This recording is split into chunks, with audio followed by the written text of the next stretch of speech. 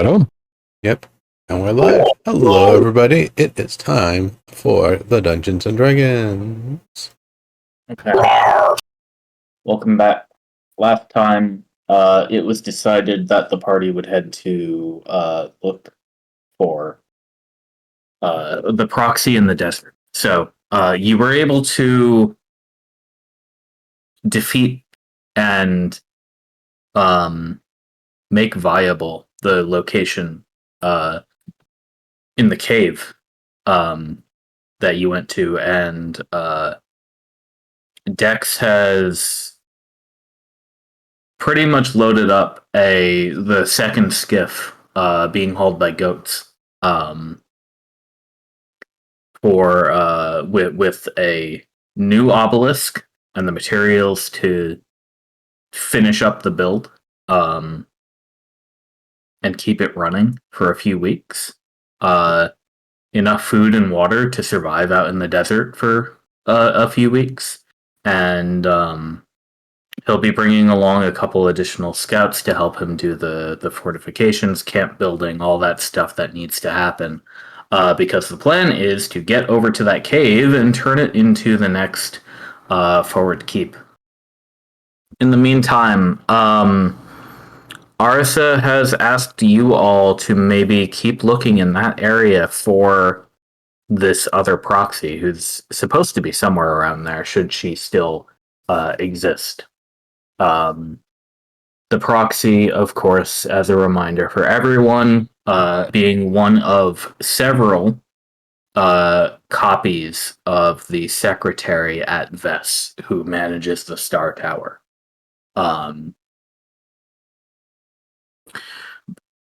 Just for a quick rundown of that list, the proxy at Arisa's tower was subsumed by Arisa's ego when the Redshift began, sort of by accident.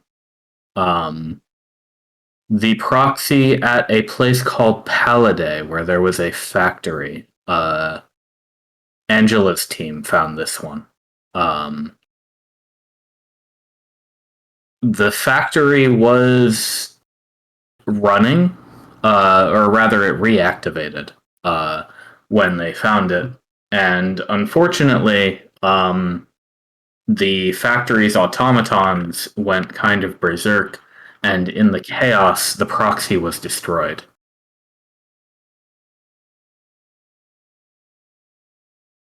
The next one that you may have a chance to hopefully get a chance to talk to,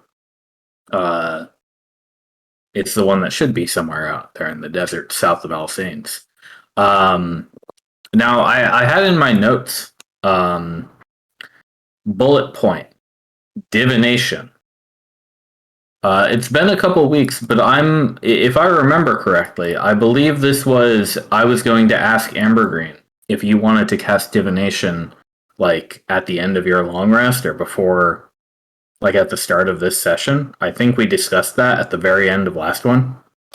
Yeah, yeah, we did, and I think it was before we went to go. I don't remember exactly what I was trying to figure out, but I do remember we were going to do it before. Well, let me check. Yeah, we'll see if you need to prepare it or anything, because you might have to swap around your prepared spells. Because it's a fourth level spell. Yeah, so if you wanted to prepare divination after your long rest, I think we long rested last time as well. But prepared casters, everyone here, every single person here except the person who's not here yet, please feel free to change up your prepared spells now.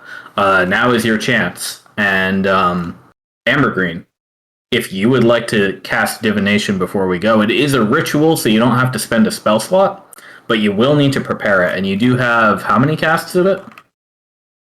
Probably, I think 2. I'm loading my character sheet right now. You have 6. Oh, cool. Excuse me.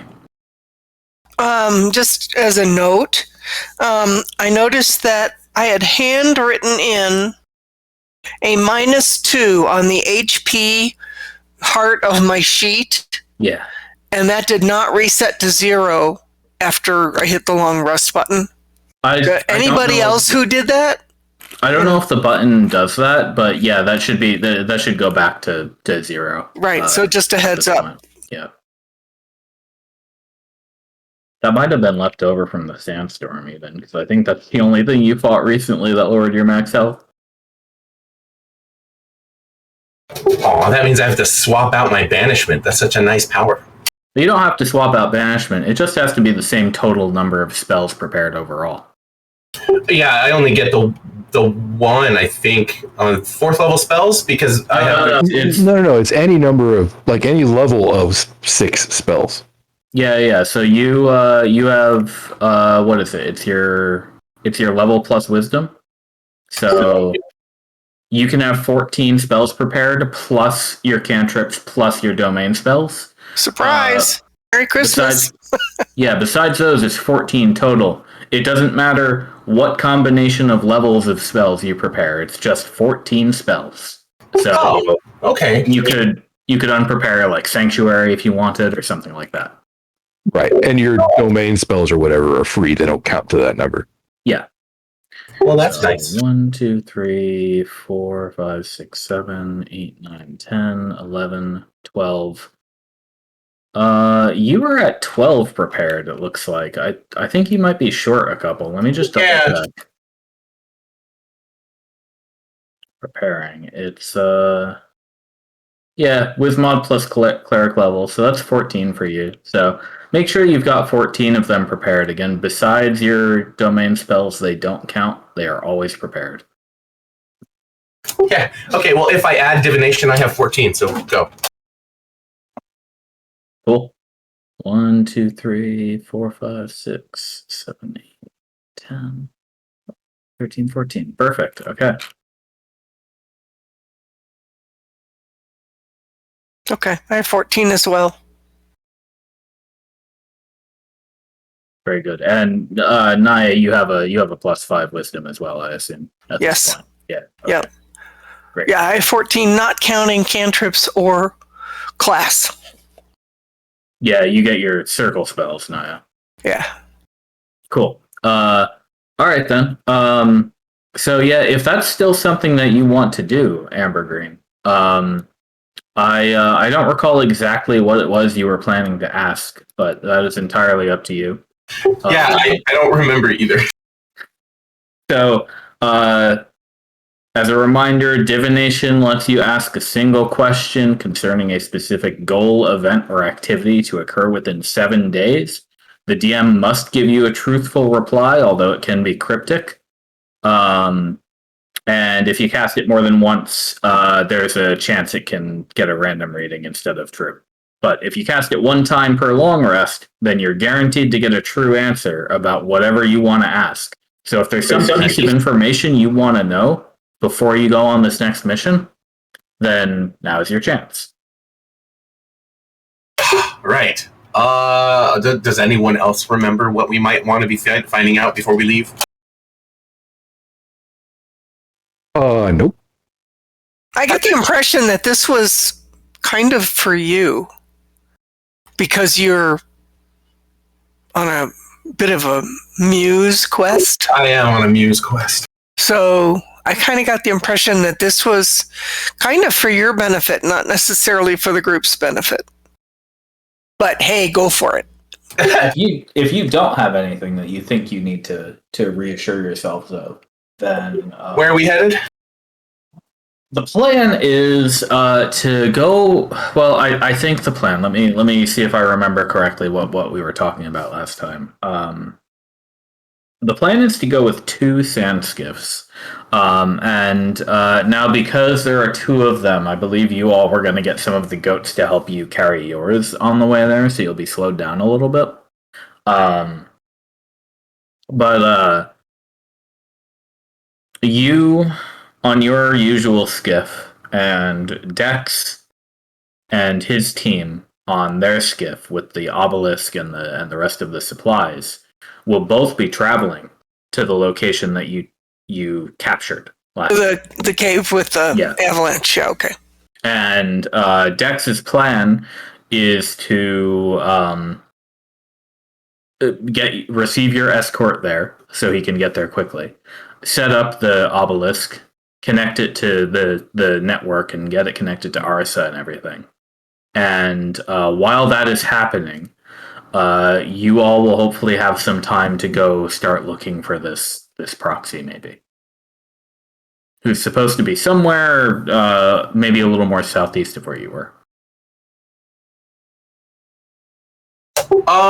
Okay, well, I don't know. I guess I could ask what the disposition of that proxy was. That's a good question. I guess So I didn't assuming- realize you could ask that kind of a direct question. Like, where is You it? can ask a single question concerning a specific goal, event, or activity to occur within 7 days. Oh, okay, so really the best I could do is say, will we be in danger when we're there? Where is the proxy we're searching for? Oh yeah, is it even there? Well, that is those are two different questions. Sure enough is.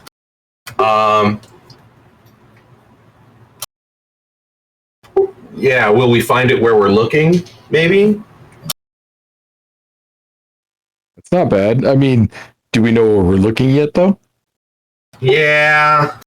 Yeah, I agree. Maybe it doesn't. Yeah, it's pretty vague. South of where we were. Maybe a little west. Yeah, I guess I'm just gonna hold it because I don't think. If only we had Alvis Taver here at this moment. He is a font of important questions. Right. Hmm? Yeah, let me make sure you're all in the right spot there. Loading on my end. All right, this is a very big map. It's my fault. Yep. There we go. That's It's fine. loaded.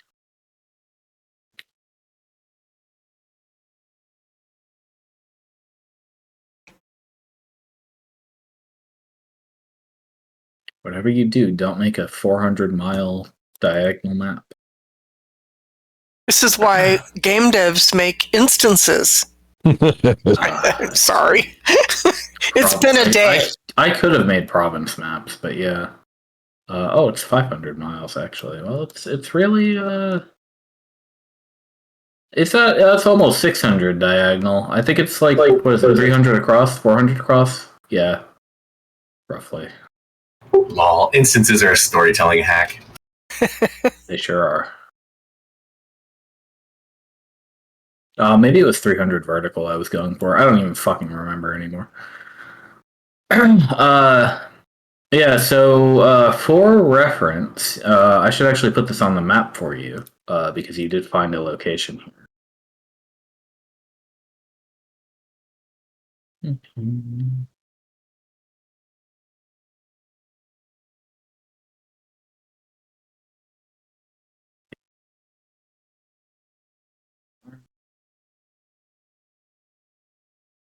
What were the green dots on the map again? Was that like some kind of scrubby growth? It's just foliage and stuff for the desert. Okay. But it's not, distinguished from the brownish scrub? To be perfectly honest, it's not super meaningful down to the tile. All right, so we're looking at like make it pretty. Okay. I just thought maybe that the green around where we were had to do with the fact that there's water there. But if that is not the meaning, then the hell with it. Right, there you go. I've placed the tile indicating that you found a location in that spot. All right. So you can more easily see where you were last time. It's actually an extremely appropriate tile for this one. And we're actually closer to the tree than I thought we were. The naiad. Yeah, that's why I'm hoping the job we did down there and taking care of the evil thunk will hopefully allow the area to start healing in a way that will make our friend less crazy. That would be nice. At the very least, it's going to be a lot easier to just, blast the area out with wild growth when we have a base there. Yeah, Totally. I mean, the real plan was get somewhere nearby Alsanes so that, expeditions could be sent into Alsanes from there very rapidly. That's right. And for a sustained period of time. So this is that big step on the way to that achievement, which you've done successfully. The next step is getting Dex over there safely and making sure that the location itself is fortified and well hidden enough that nobody else finds it. So, when just kind of a general question, I think it's appropriate in this case, but Sure. Does Dex kind of walk around with a target on his back all the time? Like, Dex is on the move, something's happening, follow that wizard? He, so when it comes to people outside the Redshift zone, no. He is one of the preeminent wizards on the continent. But till the commission was founded, he was kind of just some dude who lives at the academy and says a bunch of wacky shit about that apocalypse storm over there. Yeah. Now he's gained some notoriety outside, but there's really hardly anybody in the world who would decide to come antagonize him. One, because nobody else wants to come into the fucking Redshift zone where he is currently working on crazy projects, and who knows what kind of nonsense he's harnessed out here. Is he Buckaroo Banzai? Right. I mean, he sounds like it, right? Even when he was a teacher, he sounded like Buckaroo Banzai. Right. Well, he was very much the, like, this guy is never going to succeed at the thing that he wants to do sort of wizard. Crazy. He has a lot of ideas, and good luck, but your talents would probably have better been spent elsewhere. And he has like 3 students in his lecture listening to him, and one of them is asleep. But again, now that he's been so successful, he has gained a level of fame outside, and obviously none of you have really had the context for this level of fame, but the stuff makes it back, and plus when new people come into the commission, they sort of, you hear things here and there.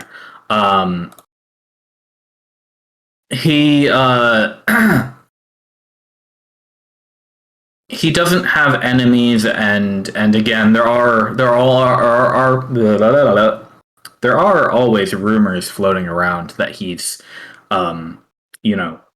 been able to harness some mighty powers out here. You know that mostly hasn't been true.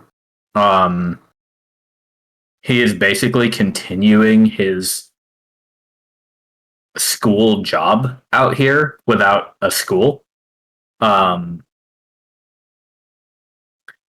His subject of interest lately has been the young children at Chose. But other than that, it's been trying to figure out how the Redshift works, why it works. I mean, obviously his goal is still to, once we get there, stop it, figure out how.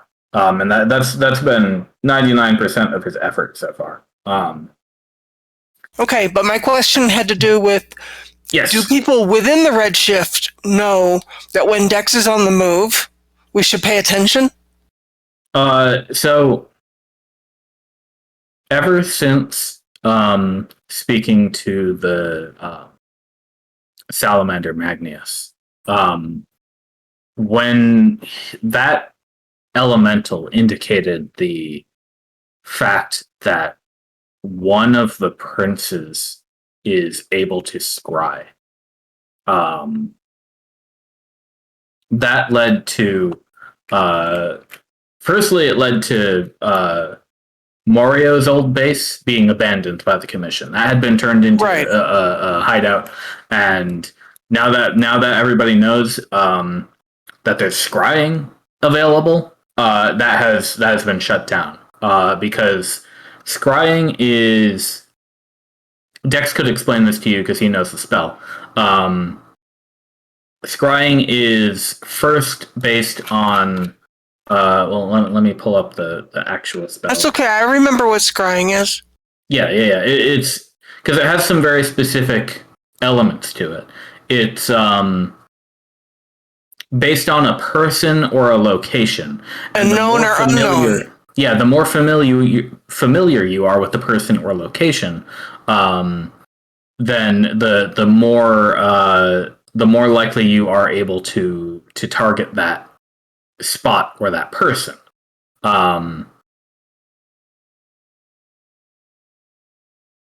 Yeah, actually, it's a creature that you don't know or that you know, or it's a location that you have seen before. So, a location somebody hasn't seen before, they can't scry. If they've heard of you as a person, they can scry, but it's pretty hard. If they have like a lock of your hair, it's very easy.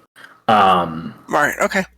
But So what I was getting at was, are there, I guess, enough bad guys, intelligent and effective bad guys in the Redshift zone that might be actually paying attention to when Dex is on the move, because it means he's carrying valuable goods. well, the only bad guys we have are those dragons. And the only one we've seen since we bested the twins is what's his face? The Prince Vashta. Yeah, thank you. All right, so unless Vashta is the one that can scry, and unless he knows something about Dex that we don't know he knows, then, Yeah. I mean, our people would have noticed if they'd seen a red dragon flying around, right? Oh, absolutely. So it's not like he knows where the base is. Van in particular has been on the watch for that, and he doesn't sleep. He always has at least one eye stalk wide awake. Right. So, as far as we know, my question would be: is based on this, is there a measure of confidence in our ability to get Dex where he needs to go safely, apart from environmental and environmentally activated mobs? I'm looking more at something like Vashta coming out of the sky, taking Dex out, versus just, shit on the ground. Well, the other thing that Dex is able to do, and he's done this a few times, but especially when conversations between the leadership comes up about major plans, he has a spell that can prevent scrying. Within it. So he can make a area. Let's see, it's a 100-foot maximum area for a whole day, and he can do this a few times per long rest if he has to. Is that a mobile area so that he could put it on himself and let his body move? Okay.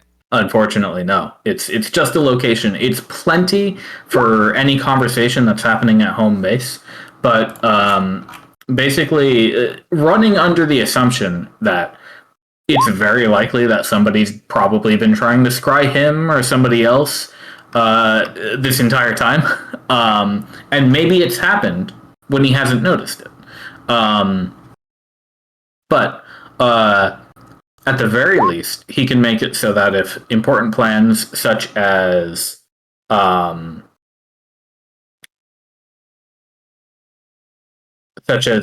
getting on this ride to move this obelisk to this specific location, it is very useful to make sure that cannot be scryed.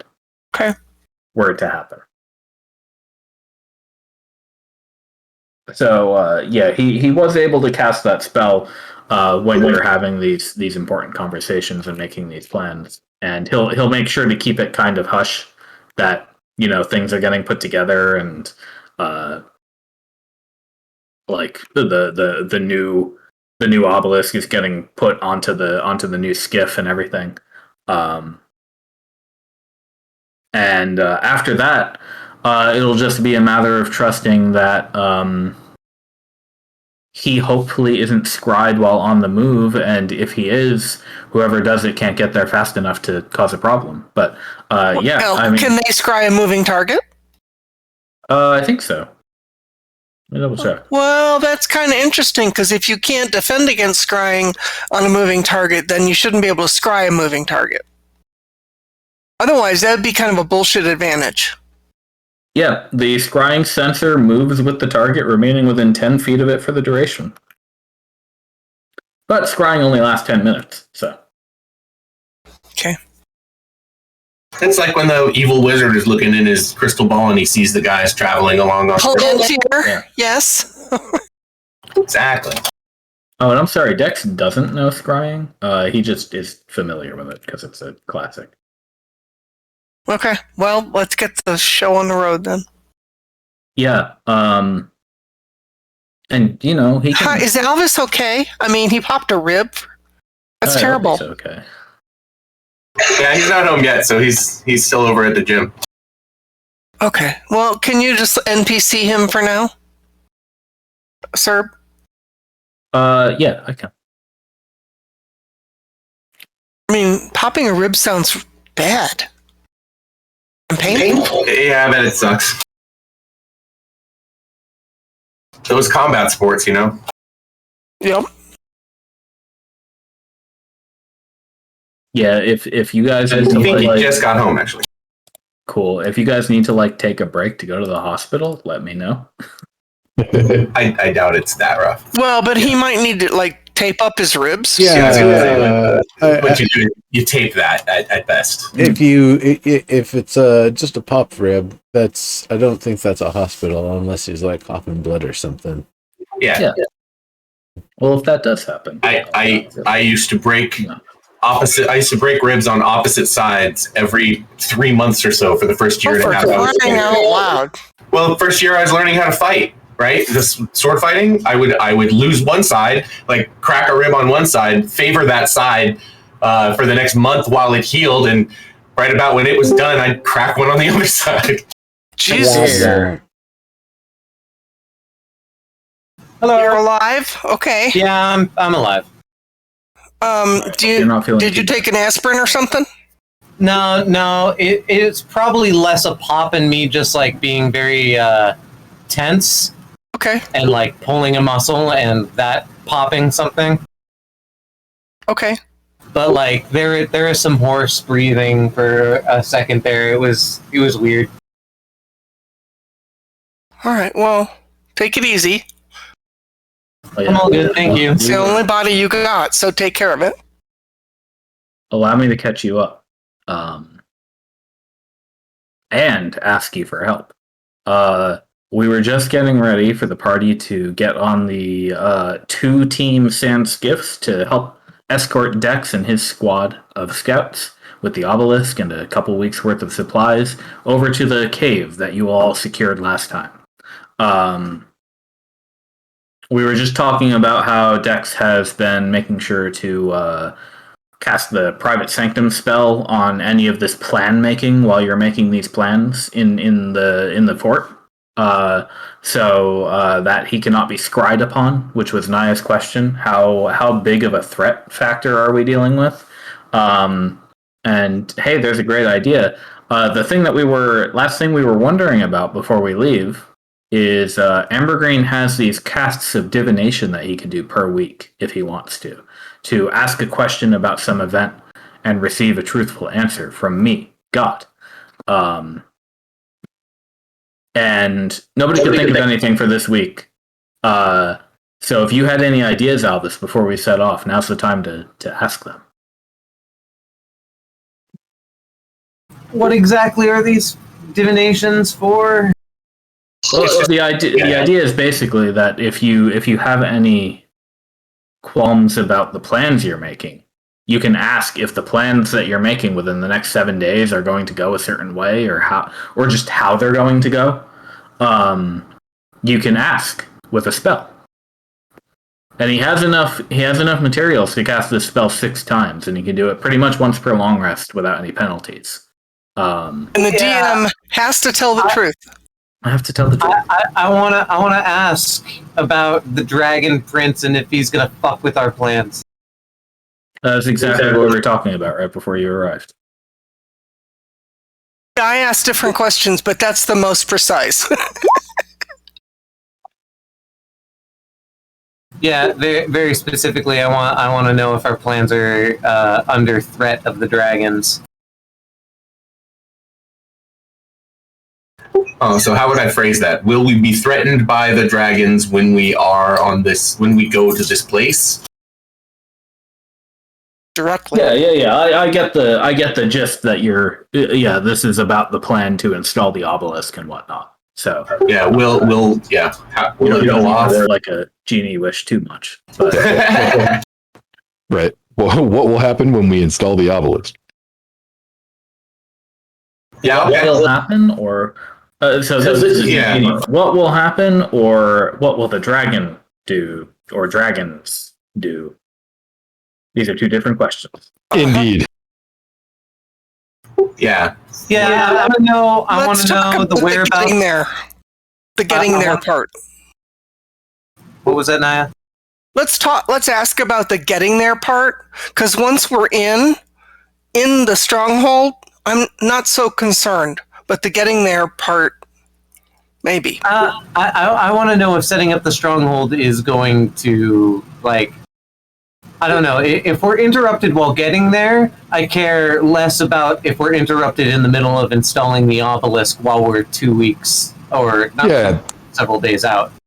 That was actually why I was suggesting, something like, will we encounter a threat to the obelisk or our plan to install it? Or what threats will we encounter as we attempt to install the obelisk? I like that question, and I also like the question because it will include the next several days. Will our efforts here in the obelisk help us in restoring the Naiad? Right? Now, I don't think that one would work. No? Okay. Because the restoration may take longer than that. Right, it is a 7-day window, right? Yeah. No need to get greedy. We can cast these again. Yeah. He has enough to cast it again. Like I said, 6 times total. So, and there's a 25% chance if you cast it more than once per long rest that it'll just give you a wrong answer. Yeah. You can't really abuse it. Right, but if it's once per outing. Oh, and the 25% chance roll is made in secret and it's cumulative. Makes sense. Yeah, that makes sense. I'm really I'm weirded out by the fact that this line is the same length as this line. That's fucking me up right now. Right, isn't it? I was gonna be like, well, you guys are gonna go slower this time, so you might want to go in a straight line, but that's literally the same distance. Well, yeah, it's because it's 17 tiles, and because we have to zigzag anyway, we might as well zig and zag. Yeah. Geometry's weird. It is, isn't it? It's funny. Is that the coastline paradox right there? Yep.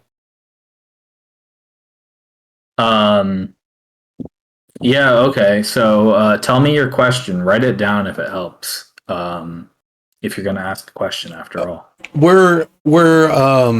This isn't the question. It's about every 4 days, if things go well, before we stop every day, right?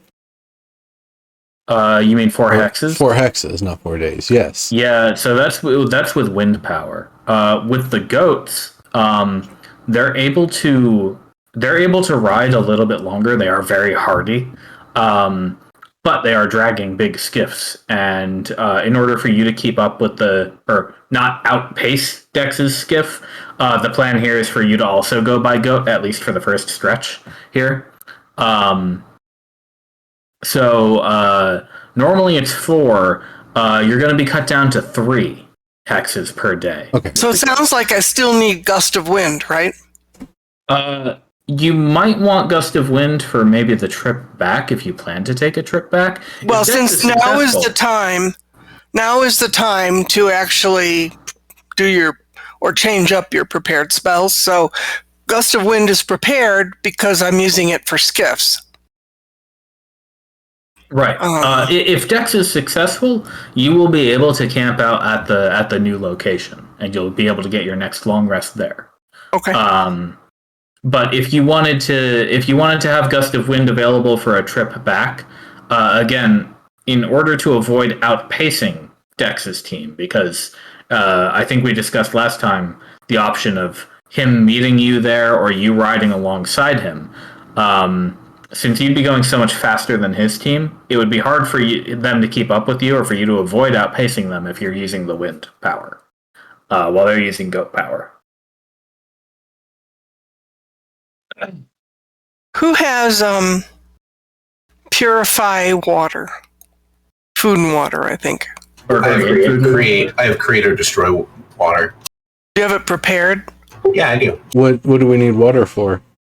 I'm just looking at, once we get there, if the water is not purified yet, which it reasonably might not be. Oh, I can switch out something for purify food and drink, maybe. But I have create water. Your create is enough for how many people? Up to 10 gallons of clean water. 50 humanoids or 5 steeds. So the goats are fine. Okay. As they are. Purify food and drink. Does that take care of water? Or is that just a specific... So purify food and drink is a lot lower level, but it's good for like making sure you don't get diseased and stuff from wild water sources. Create food and water literally just creates stuff. And what you guys have been doing thus far is... we had talked about soap, if I remember. Yeah. But we've tweaked this spell to make it so that Ambergreen can cast it as a ritual every day, as long as he has 1 ration and 1 gallon of water. He can then create the 45 pounds of food and 30 gallons of water. Okay. Up to? It says you create that much, but I assume it's up to in reality. Just leave piles of leftovers everywhere you go. Yeah. So he's able to duplicate your rations and from a nearly empty barrel fill it all the way up with water. Not that clean water was ever a problem with. Right. Yeah. Because you have your bracelet, but the food is really the important part. Yeah, exactly. But it also helps you travel light. Carry very few rations overall. Dex's team will be carrying enough to sustain the group regardless of this spell. But Ambergreen, if you keep that spell prepared and you're able to cast it like during the long rest as a ritual while you're all camping out here, it's going to be a big help for like the food security while this place gets built. Nice. Okay. Yeah, I will. Do you have any idea if I seem to have accidentally undocked my chat and I can't get it. I can't open it. It's gone forever. Oh no. There's a little hamburger icon in the upper right corner. Click that. Yep. Yeah, I did. I did, and so I can get the sidebar, and it has you have everything except when I click on the little bubbles for chat, it just won't open it. Well, that's weird. I'm just gonna roll 20. Oh, here. Yeah. I was gonna ask if you tried reloading it entirely yet, but it might be. I'm wondering if there's a setting option. I've always found it easier to just refresh. Yeah. I don't see anything in the settings that says delete chat. So. Yeah, no. Yeah. Did you get it back? We'll see in a second. There is a car alarm that has literally been going off constantly in my neighborhood down the street for 3 days. Nice. That battery should be dead soon. Yeah, no kidding. It's not uncommon for us to hear car alarms here. I don't know how this has continued to occur for so many days. Yeah, I'm surprised it hasn't been towed. Yeah. Or vandalized.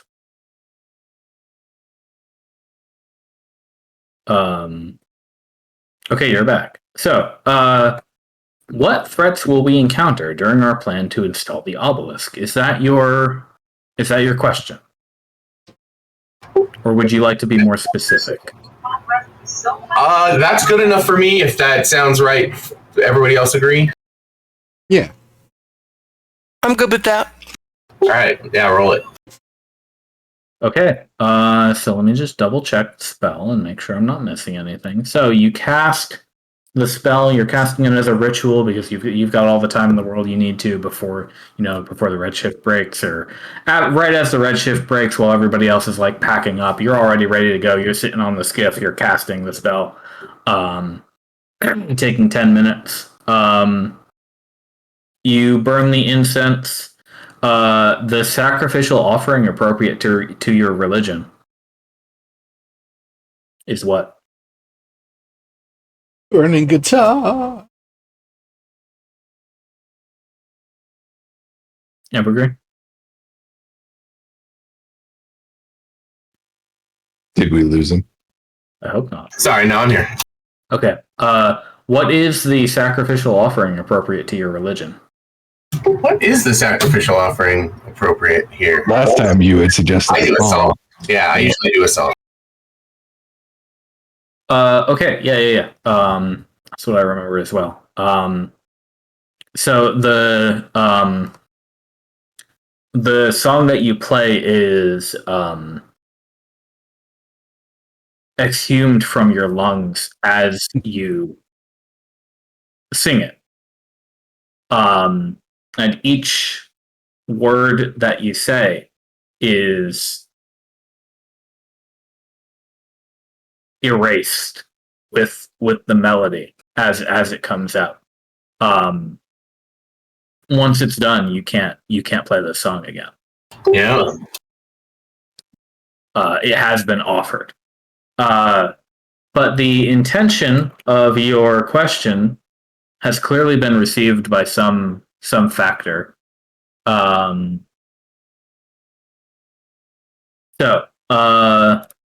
What threats will we encounter during our plan to install the obelisk?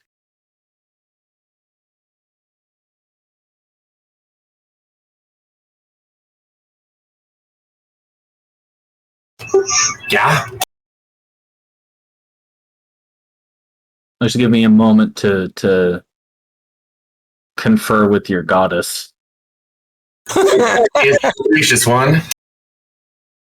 Just got to run the answer through Songify first, you know. Oh, that's excellent.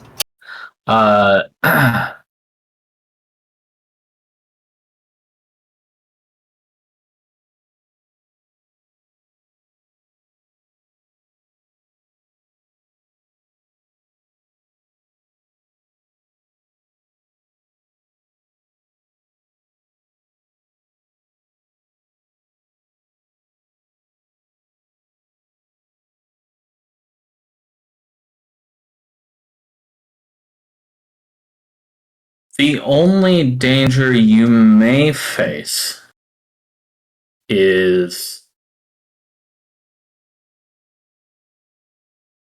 bad luck or giving yourself up. Huh, okay. You have already done the work to make your new home secure.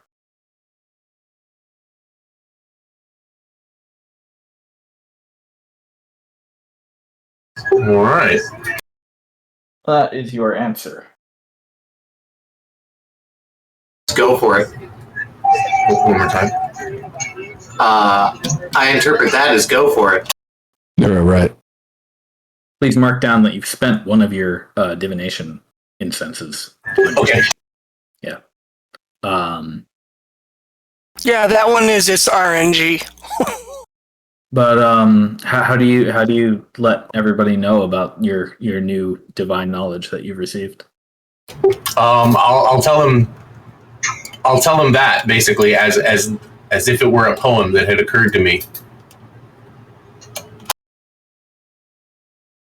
Dex says, "Well, coming from you, I'll take it as a good sign." So, Yeah, it seemed promising. Let's get going while we have the chance, then. While the iron is hot. Strike while the iron is hot. On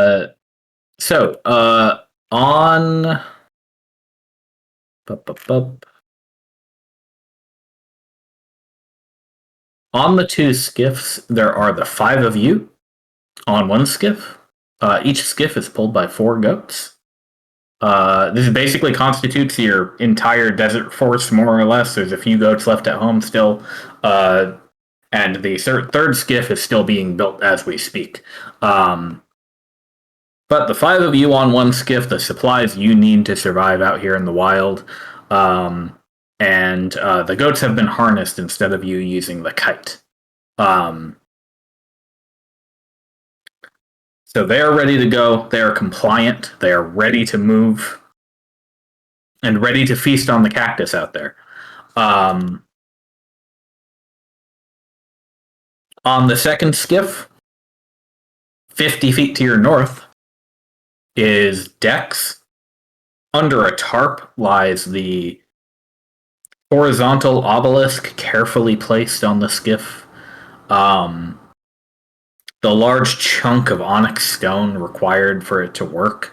A crate full of batteries enough to last 2 months. And the commissioned scouts who are coming along for the ride, named Iris, Kale, and Norin. They're some of the people that have been living at Chose for the last few months. And they're going to be helping Dex out with the surveying, fortifications, and building up camp, so the 5 of you don't have to. Of course, they'll take your help because you're good at magic. But you'll be traveling at a pace of 3 hexes per day, unless you want to push the goats extra hard, in which case they'll risk running exhaustion. And the way we'll do that is, if you're gonna push the goats at all, we'll just roll once for each team of 4 goats, and see if they get exhausted.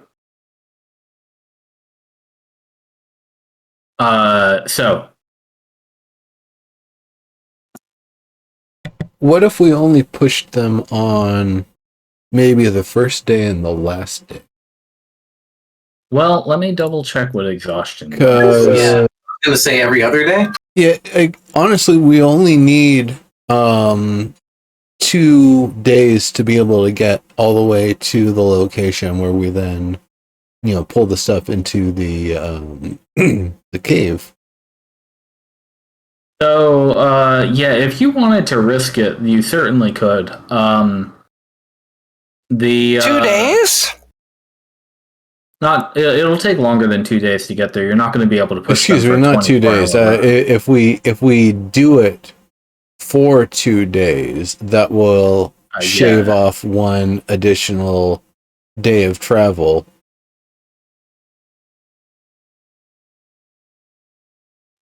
So the forced march would require you to, for each additional hour of travel, beyond 8 hours of travel,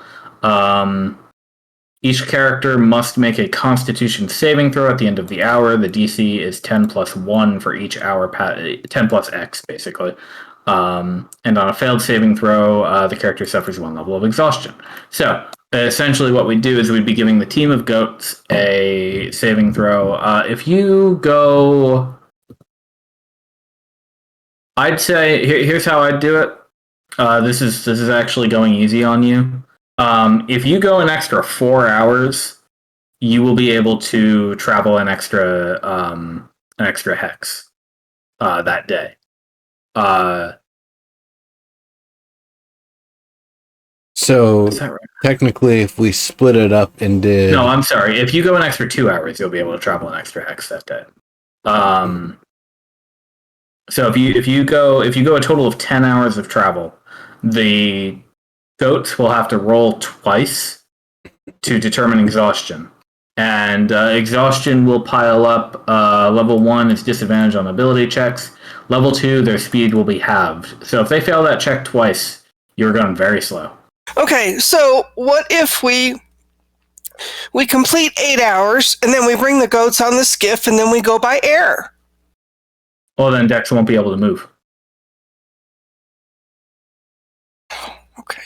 Yeah, I mean, honestly, do we have to go fast? Like, why No, we take don't the have risk? to go fast. No, I was just wondering if there'd be any safer way to do it. I think we can just go with the path as we've already charted it there. Yeah, and the dots that you have placed. Why are we all going correct. out of the way instead of as the crow flies? Well, because apparently it is the same distance on this map. I will show you with my distance measure. See, that's 102. 17 And hexes. Is 102. And that also is 17 hexes, correct. And so Okay, the measure so when we I tool, did it, it was 84. What's it? Okay, so what if we go like this?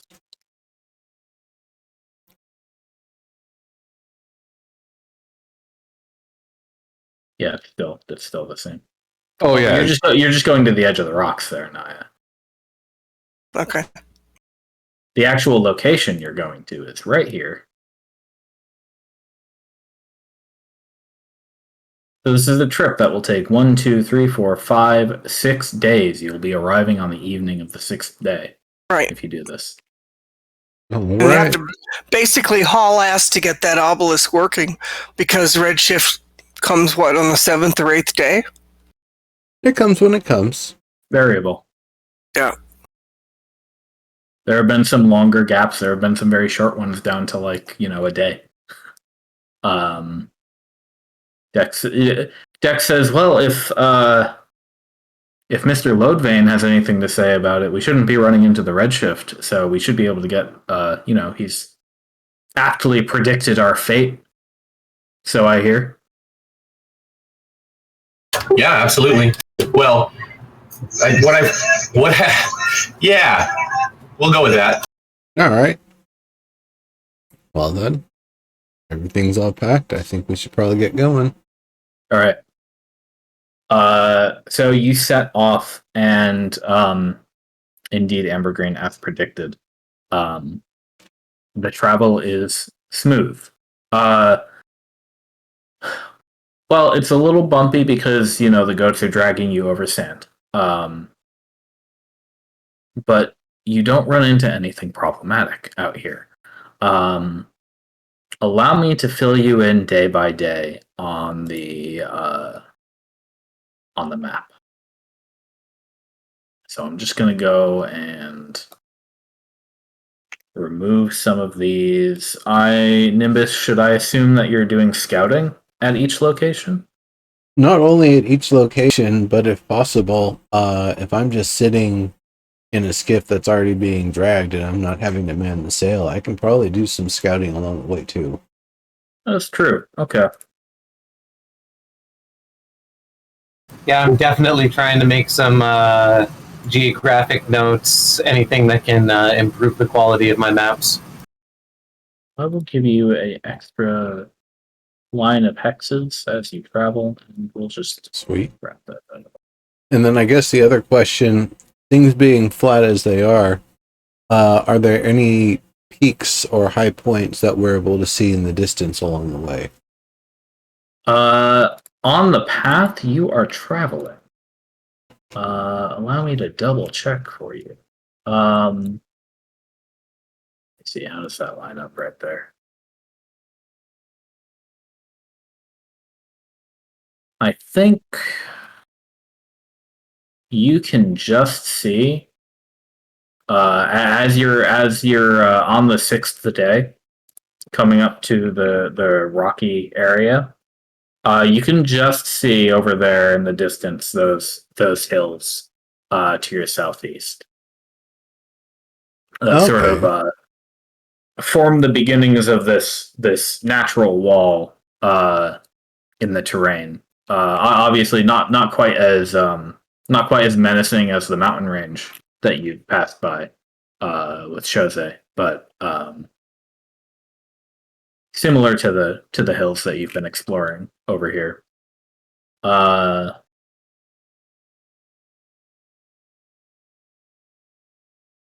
So yeah, the trip is in fact uneventful. You don't run into any dragons. Oh, what am I picking? As predicted. You don't see any dragons. Dex is still careful to warn you to, don't talk too loud about the big plans that we've got. Maybe don't talk too loud about where specifically we're going. It would really be a shame if somebody scryed on us while we're out here. But excuse me. You're able to reach this location, at which point you'll have to abandon the skiffs temporarily, and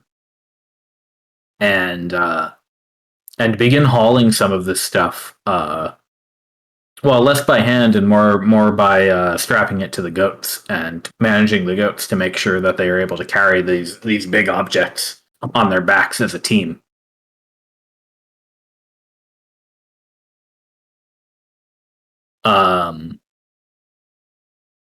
And before too long, you're able to get right back to the cave. All right. I think the lot of us might want to go a little ahead in case any sandy, creepy crawlies have come back to the area now that we killed the last stuff that was there. Yeah, that makes Right. sense. Especially weird sand skeletons. So let me get you guys on this map over here.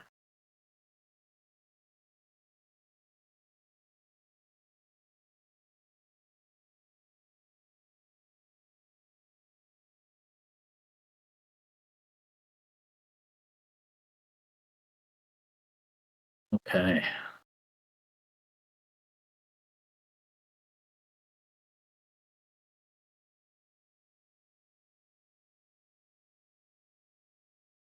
You're in. You should be able to see your tokens and everything.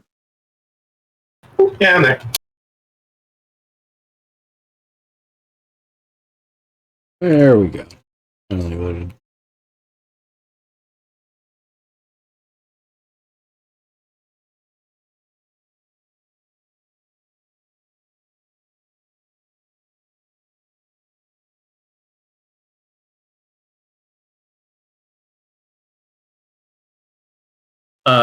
Dex, who is a short ways behind you, he says, do you want any help while you're in there, or should I stand guard out here?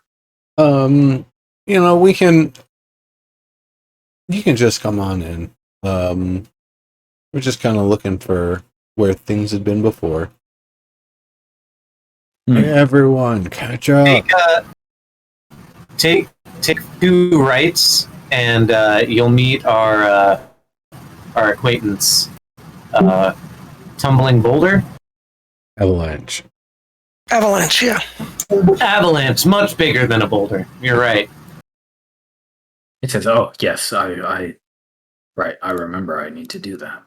All right, well, come on, everyone, and let's get these goats and this obelisk inside. We'll have to find a spot to put it. We're living inside the cave, yes? Yep. Yes. All right. So the team moves on up.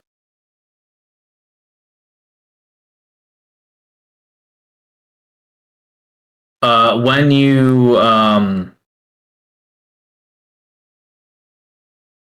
you approach the golem, it stands up, round and hunched over, and it says, "Oh, you're back." Yes, we brought our friends. This is our very magical friend Dex.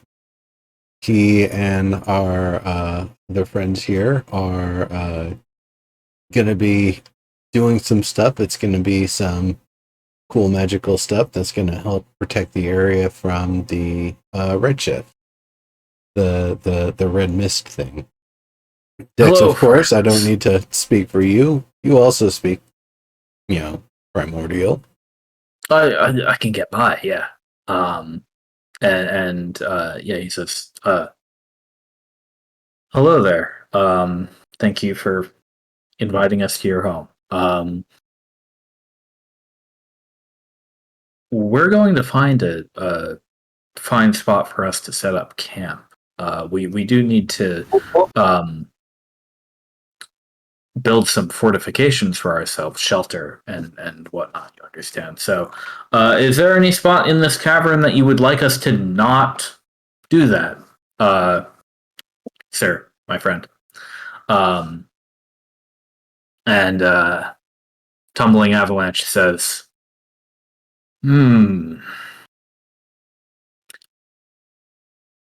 I don't know what a shelter is. So, as long as it won't harm the environment or the creatures living in it here, feel free to do whatever you wish. Decus! I think Decus! it would be a good idea if we checked out the abandoned temple underneath. I believe the way everything's kind of flattened and squared out will give us a lot more room to work with, as well as the wonderful feature that should something be coming for us, you could come down there with us and just seal the passage behind, and then nothing can get to us. I was just about to say, I think underneath here in the second level would be the great spot to build our obelisk. Dex says, all right, let's check it out. So we will go. We will get all our tokens downstairs now. A whole lot of token moving. This is definitely a plan for later, Nimbus, but especially because you control water, I was thinking maybe that hole in the ceiling that was over there, we could potentially create some kind of graded channel so that we could have a well, something inconspicuous.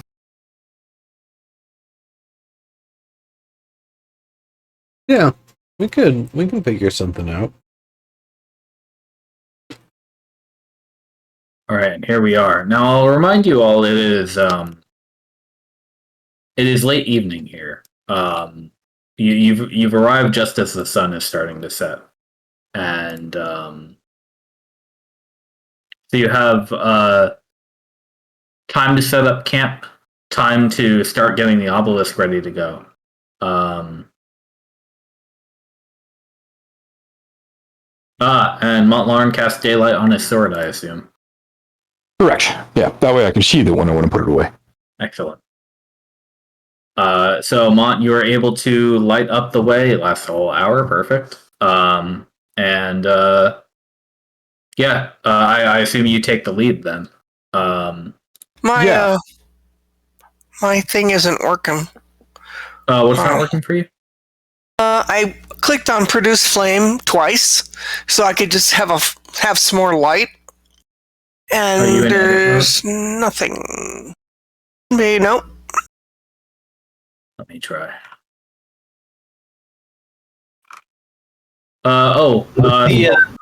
Scroll down. It showed up. How's the desiccated body? Oh, okay. Thank you. No, yeah, the scrolling stopped for me too. I didn't see them at all either. That's it did for me too. I don't know what was up with that. Cool. Thanks, Roll20. Okay. So, All right, so we have some light. Yeah, and again, Decus, look!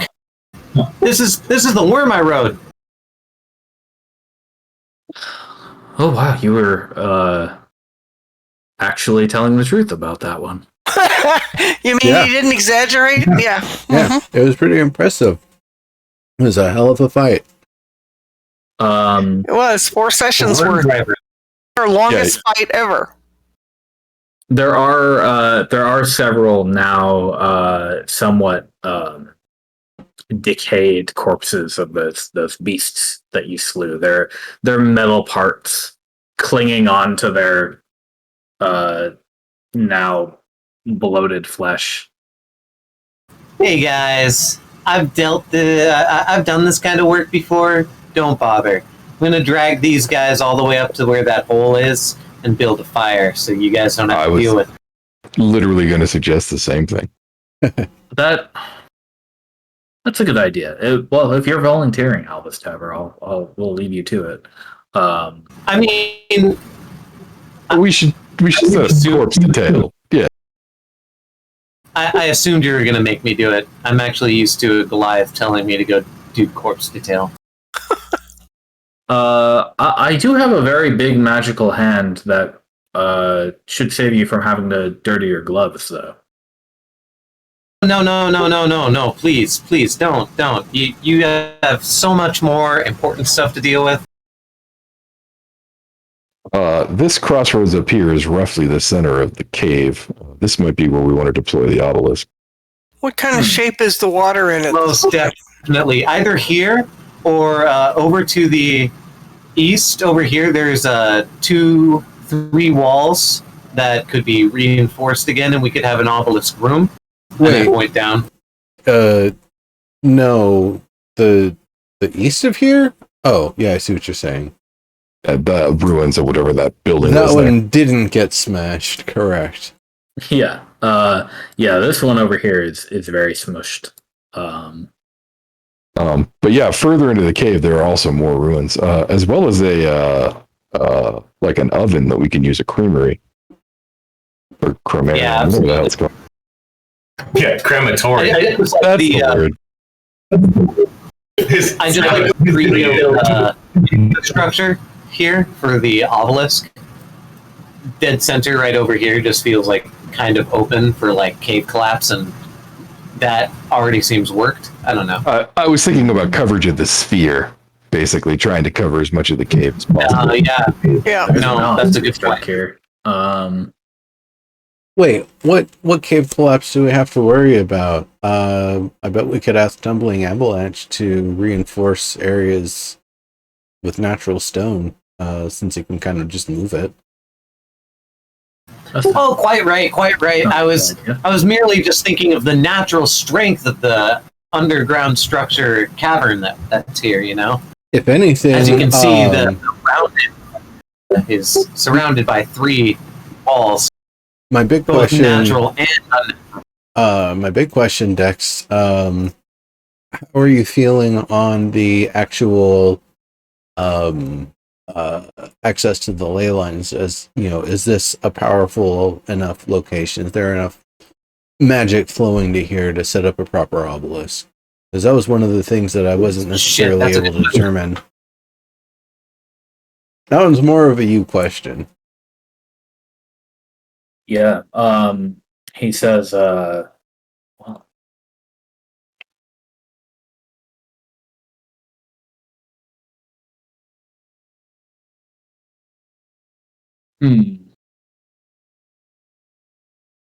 I'll have to run some tests. I have my gear in one of the crates, so I'll be able to set up the apparatus here and should be able to get some readings on whether this place is good enough. It's hard to tell just at a glance, you see. Obviously. But as long as we're close enough, the ruins are promising. Truly, you may not know it, but people tend to congregate around places of power, whether they realize it or not. So many villages and roadways, and especially large cities, tend to be built on top of these confluences. So if there was a town here once, whatever this place was, I have high hopes.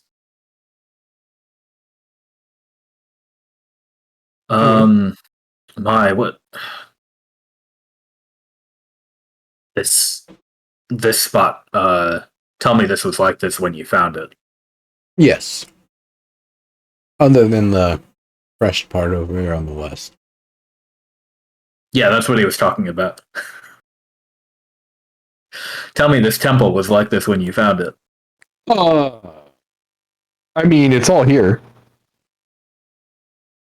There's the top was crushed. Crushed it. I can't fault you for that logic, truly. Hmm.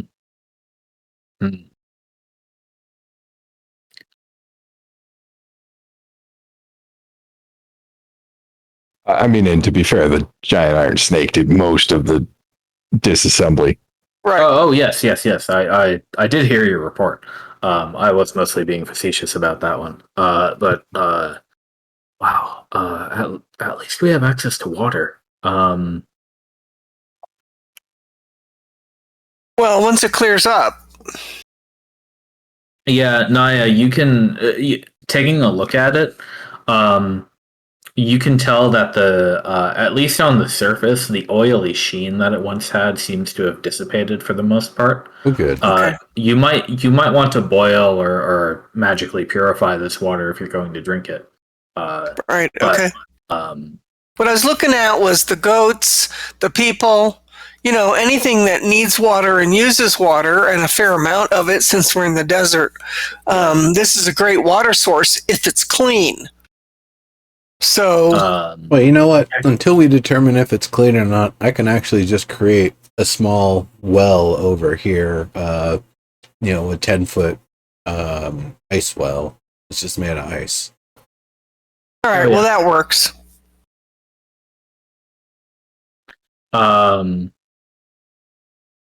Albus, I assume you've been hauling these over. Yeah. I just put that into the chat. It was going to take some time, I figured, for me to tinker some kind of channel because I also wanted to try to gather some of the metal. Maybe I could make the fire hot enough. But I have tinker tools, so it's not out of the question. Yeah. Actually, that is fairly reasonable, and you've got all night to work on this. So, Dex says now there are just a couple of things, a couple of concerns I'd like to run by you all before we get started here. I feel the goats may get a little antsy should we make them stay in a deep, dark cave for a week at a time. The obelisk's area of influence should reach all the way upstairs, I think. Can it reach as far as the opening to the cave? We could park the goats at the opening inside, but at the opening so they can at least look out and kind of function as guards and line of first defense kind of thing. Yes, I think they'll be okay if we keep them indoors, but still have access to the open air a little bit. We can perhaps seems reasonable to me. Convert part of the upstairs to a barn. Okay.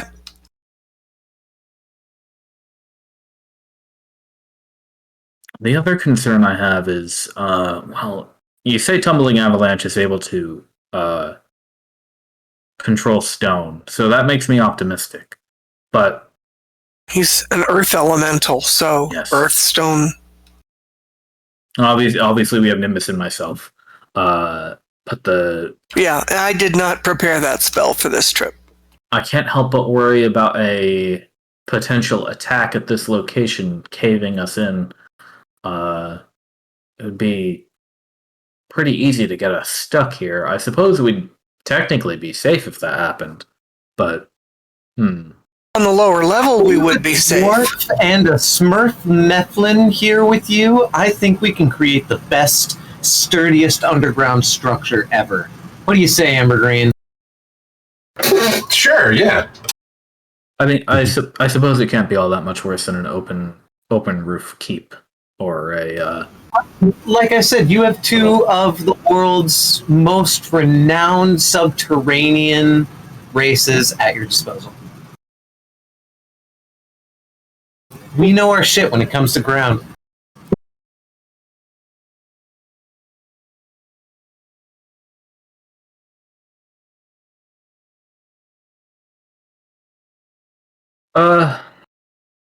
You're probably right. I suppose we have walls in some of the other places. If I really think about it, this should be our most secure location in the whole zone. That was our thinking, especially in the underground on a second level below. Even in a cave-in, the lower level should be safe. Although it would be, you'd have to dig your way out. Honestly, the biggest thing I'd be worried about is creating grates here on most of the waterways, because I don't know how deep this goes. We'll have plenty of time to figure it out once more breathe water, that can be recast on me a couple of times. I'm willing to do some kind of spelunking, but yeah, this waterway might be super deep. Especially, we'll have to. Water travels. It travels towards the south, into that channel down there. So we will have to build some fences at the very least. Exactly. Not much wood out here. I guess we'll have to make do with what we have. Clay is probably going to be our best bet. Adobe, clay, indeed. Yes. Very, very well then. Or this metal. Well, obviously, there's not too much of it there, but you do know that they were pulling it. They were like dredging it out of the river. There may be more available, and of course, there is a giant rusty worm. Yeah, I will mention that to Decus. If by the night my project is finished, I will be trying to detail bits of that worm, even though it's a massive project. I mean, any parts that you can find that are, fairly intact and just kind of rusty, I'm pretty sure I can use mending to knock the rust off and kind of restore it. Now that it is no longer a construct, merely. I'm dissecting it, trying to turn the metal into ingots. That sounds like a lot of work. Oh yeah, that's a big project. But it needs to go away, so I might as well start now unless other concerns that I can deal with actually What pop are you up. using for fuel? I have prestidigitation. I can just keep on casting bonfires. Okay. And the fire foci crystal, I can. All right. I'm using my mana, my pure will to melt this metal and burn off the corpse. Yeah, you might not be able to get a super consistent heat source there, but the team does have oil and stuff, and first order of business here, of course, because Montlarn's thing is going to run out in an hour, is getting some torches put up, like long-term braziers and stuff like that, or lamps. I could probably stand to leave my lantern here and just pick up a new one next time we go back. That's fine if you want to. There's enough again for the team to get by. I'm seeing if Dex has anything that can make like permanent light, but actually, I would imagine there were some lights among the supplies they brought. Yeah, there are, and there may be some pitch or something like pitch somewhere here in the desert. Like we knew we were coming to a cave, right? Oh, and Dex knows the light cantrip. Lovely. Oh, and I do too. So, for now, we can produce light using our cantrips and stuff. But, yeah, for the future, we're going to need light sources and we're going to need fuel. Yeah. What about the light rods that come in our adventures? Oh, wait, that's 4th edition, isn't it? Whoopsies. Yeah, the glow sticks. Yes. I remember those. Freaking handy. So silly.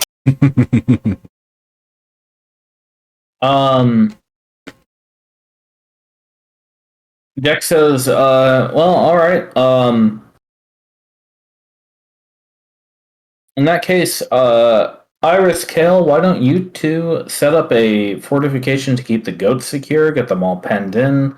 upstairs, close to the entrance. I think we could take that spot on the opposite side of Tumbling Avalanche's room, and then Norn and everybody else, we can set up some tents down here, and I'll get started on the obelisk myself. You know what? I'll join you two up there. Unless either of you also be primordial, I can probably help coordinate with Tumbling Avalanche and They don't. Yep, and see if we can move some bits here and there to make it a little better. Who knows? Maybe Tumbling Avalanche is totally enthralled by the goats and like now wants to do things. Oh to yeah, take care of. yeah. I didn't get the chance to say it, but you introduced your friends, and he said hello, friends, and then the goats walked in, and he said hello, other friends.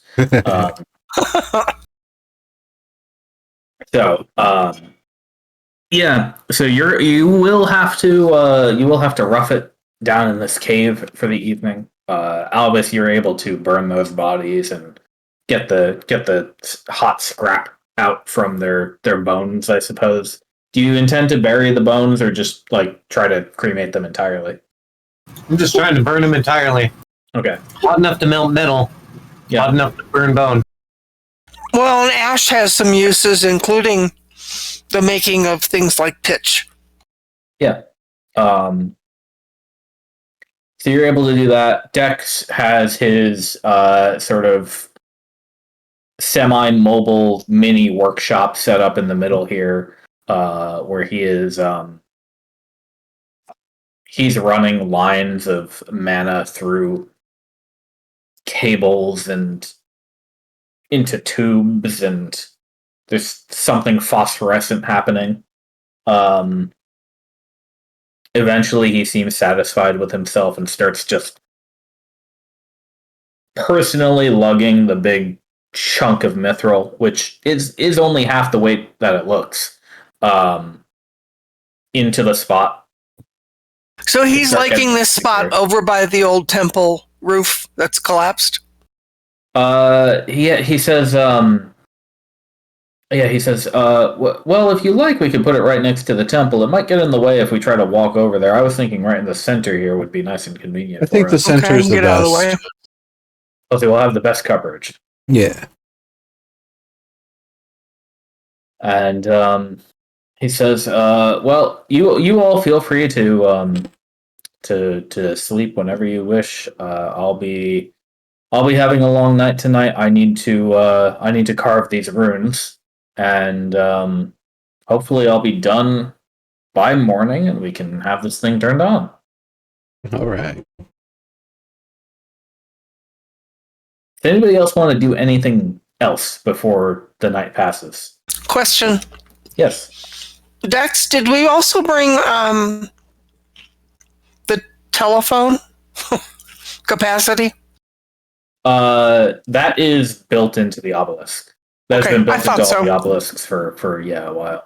Okay. Yeah, so he says, as soon as I get the runes carved, the onyx put in place, and the batteries plugged in, it should just be a matter of a few seconds before we can make contact with Arisa and everybody at Shosei.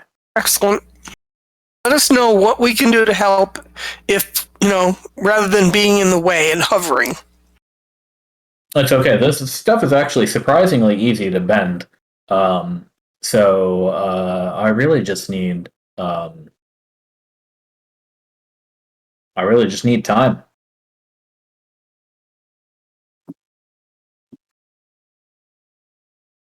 If you're interested, he'll describe what he's actually inscribing as he does it, though. Okay, so Naya is going to be all over that. Okay. So yeah, as he's going through the start of it, as you try to stay up into the late evening with him, over a flickering lamp, he says, "So we put in the arcane runes. These aren't so much a language as mathematics. More is closer to it. Less your druidic writing and more algorithm. And The most important thing is the location. That's why I have this compass and map here, and this I figured some part of it was location. gyroscope. Yes. You see, if you can actually indicate the precise point on the planet that you are currently located with these few runes, and it takes him a few minutes to get them fully carved in. He does have to chisel it by hand. Um, uh, and then of course this is the important part. The intention. You see, I have to. This was the key back when I invented these things. You have to put in. It's well, kind of hard to describe. But if you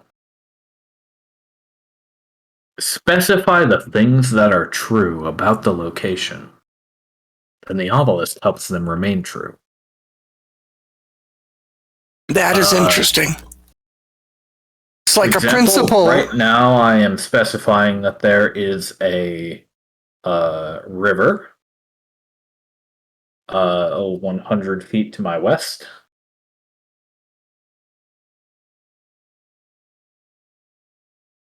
And I must specify the type of stone, the slate down here, the complexion of the mud helps, certainly. Even that metal beast, it was here. So, specifying the history, too, needs to be put in. These parts go on the mithril. The onyx is more of a channeling device. So the onyx takes in the power and uses it. The mithril guides the intention and the specifications.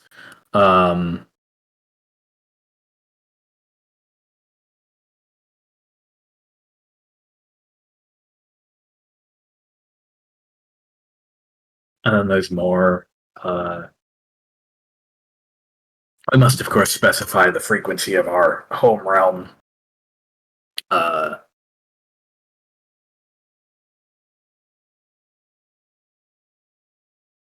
current year is important.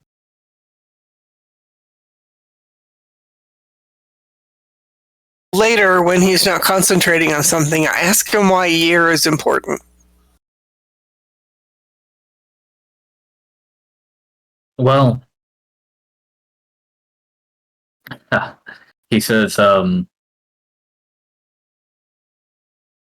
be honest, I wasn't totally sure if it was important back when I invented this, but now that we've learned that the Redshift will show us differences in time. Oh, I see. It seems that specifying the time we are located in is, in fact, important. Yes, that makes sense. I mean, in a weird way, makes sense. While I was developing this, I did sort of.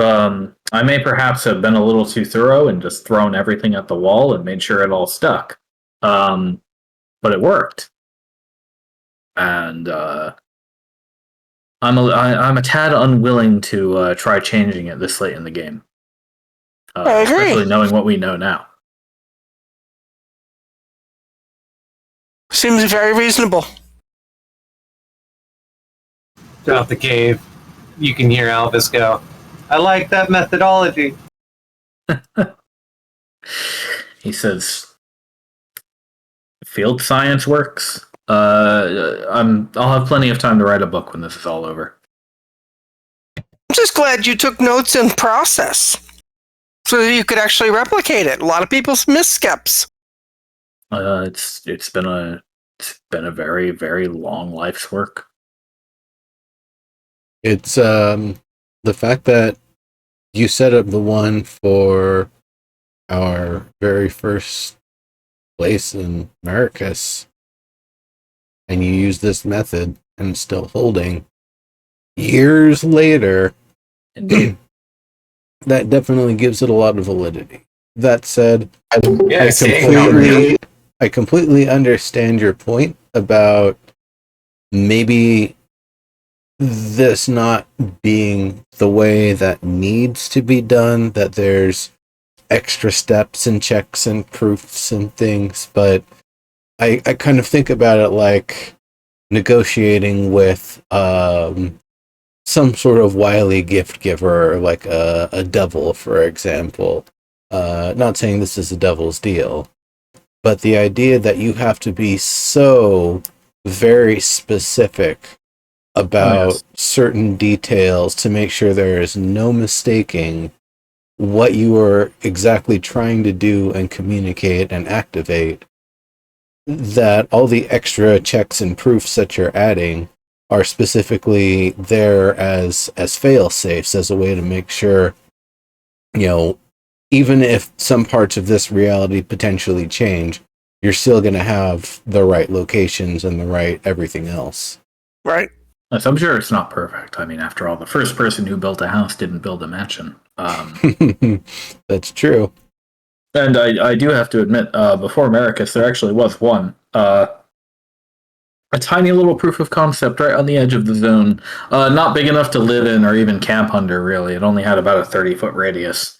But that was what we needed. That was the one that there were quite a few failed attempts before that one got working.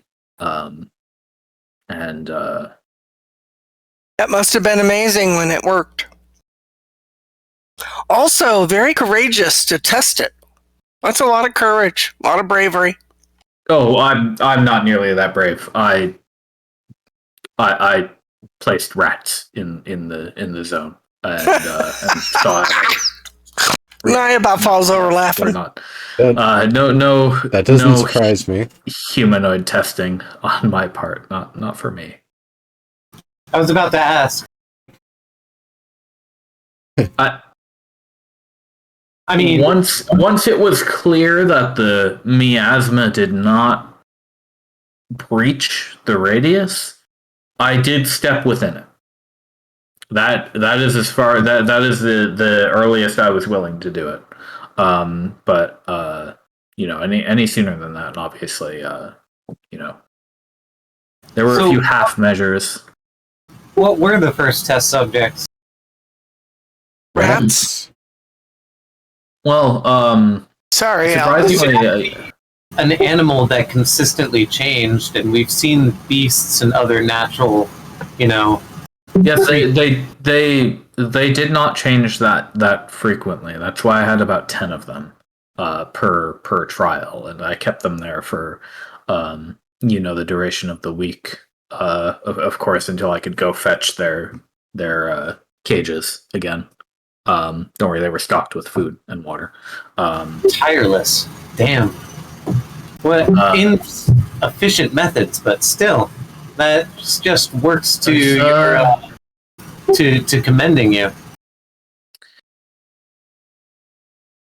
The people who have lived generations and generations, centuries on the very edge of the Redshift zone have long dealt with these kinds of. It's not so much the thing where children will sneak off to throw pebbles into it, certainly, but they've seen the Hars occasionally find their way out back into the Empire on the borderlands there. Occasionally even people would venture inside thinking they were going to find riches and for one reason or another not make it back out in time. A lot of the time the results of that accident would find its way on 2 feet back out into civilization here and there, and you've all heard the stories about those sorts of things. Well, yeah, we fought one, unfortunately. Fought several. It's either that or they would melt the goo. Yep. Yeah, if they're lucky, I suppose.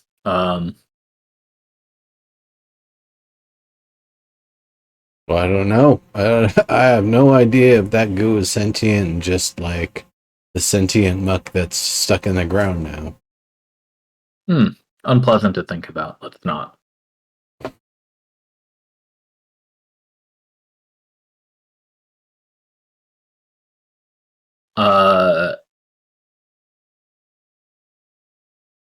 So he continues to chip away, and as the hours pass, I assume the lot of you manage to eventually get comfortable on a bedroll somewhere and pass the night. Oh, I mean, I would still, for us at the very least, and however many people we could cram in that would want to use it, do the tiny hut, because still a super comfortable setting. Oh, true. Yeah. I think it's a 10-foot radius, right? Yeah, and I think it was a max of 8 creatures. 8 Okay, medium so- or smaller creatures. Dex will volunteer to go without because he's gonna do his thing here. Right. But everybody else, the scouts and everyone can come join in and then pass in and out freely. 1, 2, 3, 4, 5. The death would be 6 probably, or I could also just unsummon You the could death. like desummon him for the night. Have him come back after. Yeah, that's fine. And then the Keenbot probably finds its own comfort Yeah, or she's doesn't sleep fine. or something. I think she does she sleep? I think she does. She sleeps. I guess Keenbot would sleep. She sleeps. She doesn't require food, air, or water. Right. Okay. Specifically mentioned. So then I would imagine she would stay out of the thingy and just be wherever. Yeah. Cool. So the next morning you find Dex curled up in a blanket in the corner. The obelisk is about 80% finished. He's got his notes open. He has scrawled an entire line past and through one of the runes that he was drawing on the paper before carving it in. You wake the poor man. I'd let him sleep. Anybody who may have been like taking watch or doing rounds or like being an elf that only sleeps on 4 hours, would they probably know about what time he went to sleep finally? Mott, you probably would have noticed Dex nodding off around like 2 or 3 a.m. Okay, well, I'd definitely pass that information on. Yeah, he hasn't been asleep that long. Oh, yeah. Let him get some sleep. Redshift first wave hasn't hit yet. No, it hasn't.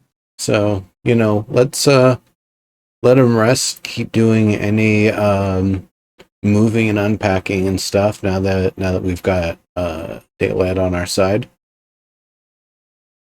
I'm sure he'll sleep through the process of everyone moving and bumping and dragging things in until he's had enough sleep and that sound wakes him up. Albus, you can full heal Keen. She got the long rest.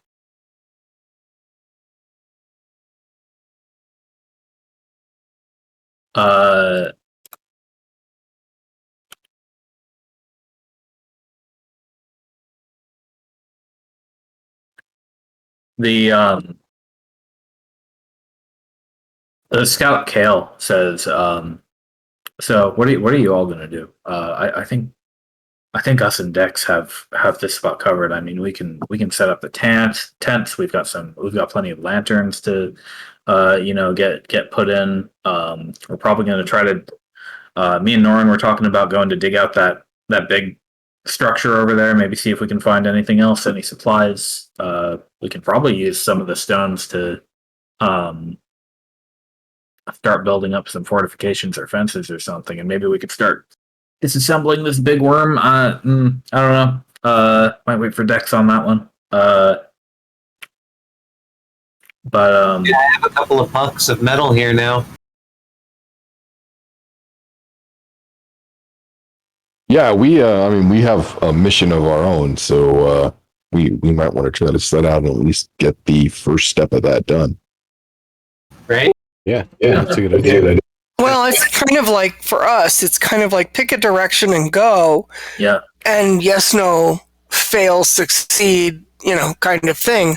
And then if it doesn't work, we have to pick another direction and go a different direction. Alternatively, we have pretty good vision out here in the desert. Maybe what we need to do is climb a peak that gives us a good from there. Yeah, it gives us a good view of the area to the south here, and see if we can spot like how far the hills go. See if we can find some pyramid out in the distance or whatever else there might be. Yeah, that feels like a pretty good first step. oh, all that text. Absolutely. Secure the area. Guess we'll see you in a bit. Howdy ho. And if I'm not mistaken, Dex can send us a message if you guys are in trouble or something, but I have a feeling that's not going to come up. Boy, I sure hope not. I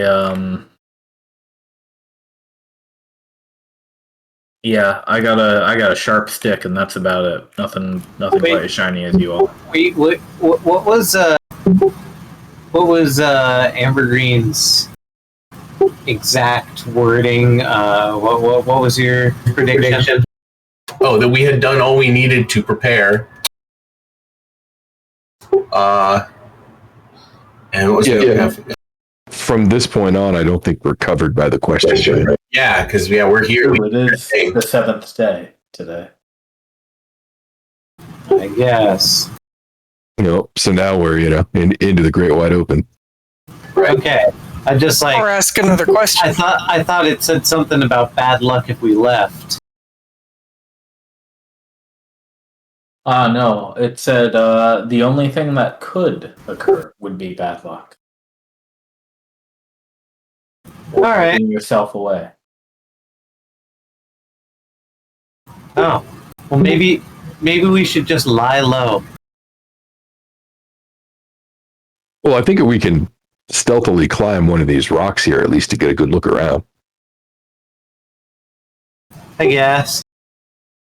Sure. Stealthily I is can do not it. in Naya's vocabulary. Yeah. Sure. You guys, But she's game for whatever. you guys, we could scout out a bit here in this area, find a tall rock, and then Nimbus and you guys could give me a boost, and I could stealthily look at the top of a thing. That's the only compromising position. Right. Well, and no. What's the best way to put this? You've got the look. Yeah. Exactly. I can definitely volunteer to climb the metaphorical tree. All right, let me put you. Oops, I almost clicked on a bookmark on my bookmarks bar. That would have been catastrophic. As long as we're stealthy and we don't give ourselves away. Let me put you guys back on the map as you go outside. Let me delete this batch of stuff. Go. All right. You're back outside. It is bright and early morning. And what day is it? Day 7 or day 8? Day 7. Okay.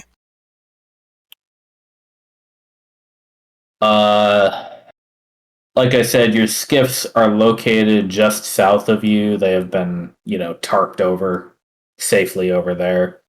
You honestly could probably, if you really wanted to, drag them a little bit closer to your base, but it does run the risk of damaging them. Maybe if you had enough people, you could actually haul them on your shoulders. Maybe that might be something that happens later on, depending on how much use they get. You are outside. I would So what do you wanna imagine this spot right here is like how high is this sort of area? Let me see.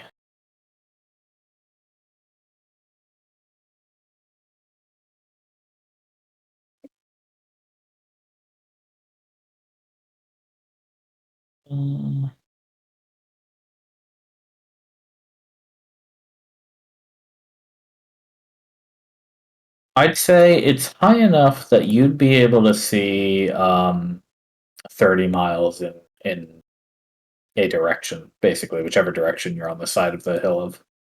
How about the tile that we're on now? Before you put this version of the tile on, if I remember, it was a little taller. Yeah, I mean it's really just a rough indication that there's hills here. You could pretty easily climb the or fly up to the top of the hill that you are living in right now. Yeah, just wherever we're going to get the kind of best view without exposing ourselves to the northern faces. All right. So yeah, hanging out on the south side, hanging out behind some boulders, basically. Yeah. Yeah. How do you want to get up here? I know several of you have flying abilities. I shall climb. Well, Or you I can could fly. wild shape, or we could send up a death.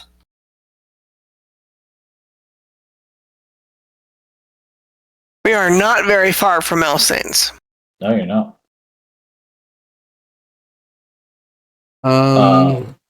We, yeah, I mean, some amount of climbing.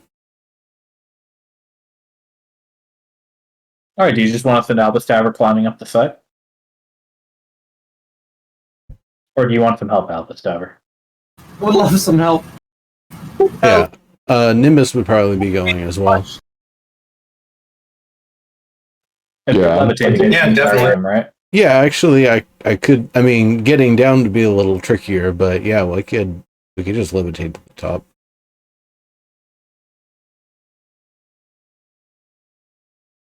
Okay. Then let me. You're looking east and south, right? East and south, yeah. Since we already have the west and north covered. Well, and our target is somewhere east and south of us. Yeah. So yeah. All right. Let me give you the 30 miles here. That's what it said. So we'll do that.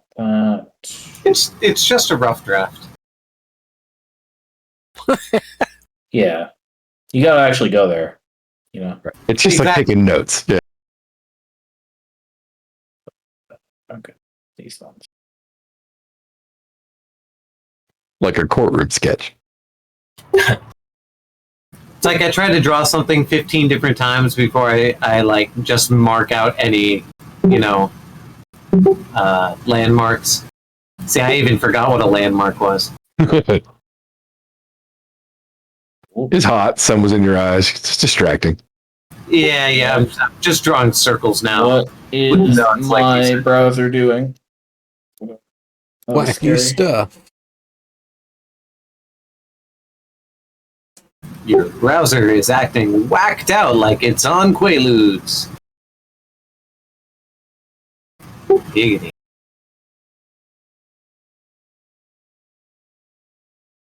All right, we're gonna cut you off here. Okay.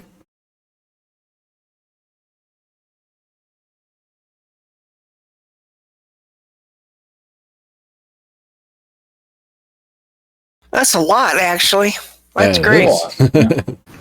I kind of want to name this land color red. I've been there. Come on, that's a deep dive. How about color Redo? Super Redo. Why are you adding an extra an O to the So that it's like Colorado, Well, like Colorado. Color Rojo. Oh, we'll call this Colorado? land color red dune.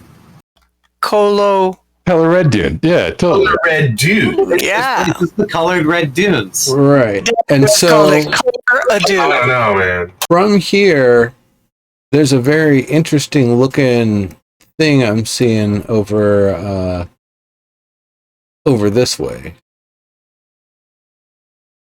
Is that just a rock, or are we able to make out, like, is that some sort of structure? I see that you've got It's a a cat different there looking below rock. Oh. So the thing you're pointing at It does look like a cat. is just a rock. However, between the just a rock and the cat, Albus Tavern, you're able to see the indications of stone buildings still standing. So Very here? far away. You can't really make out any detail at all. But you can see through the haze, like gray rock squares. My gnomish eyes see buildings. Those are not Yes. geological. It's still in gray block? Really? Yeah. Veshin looking, similar to Chose. Squat little squares.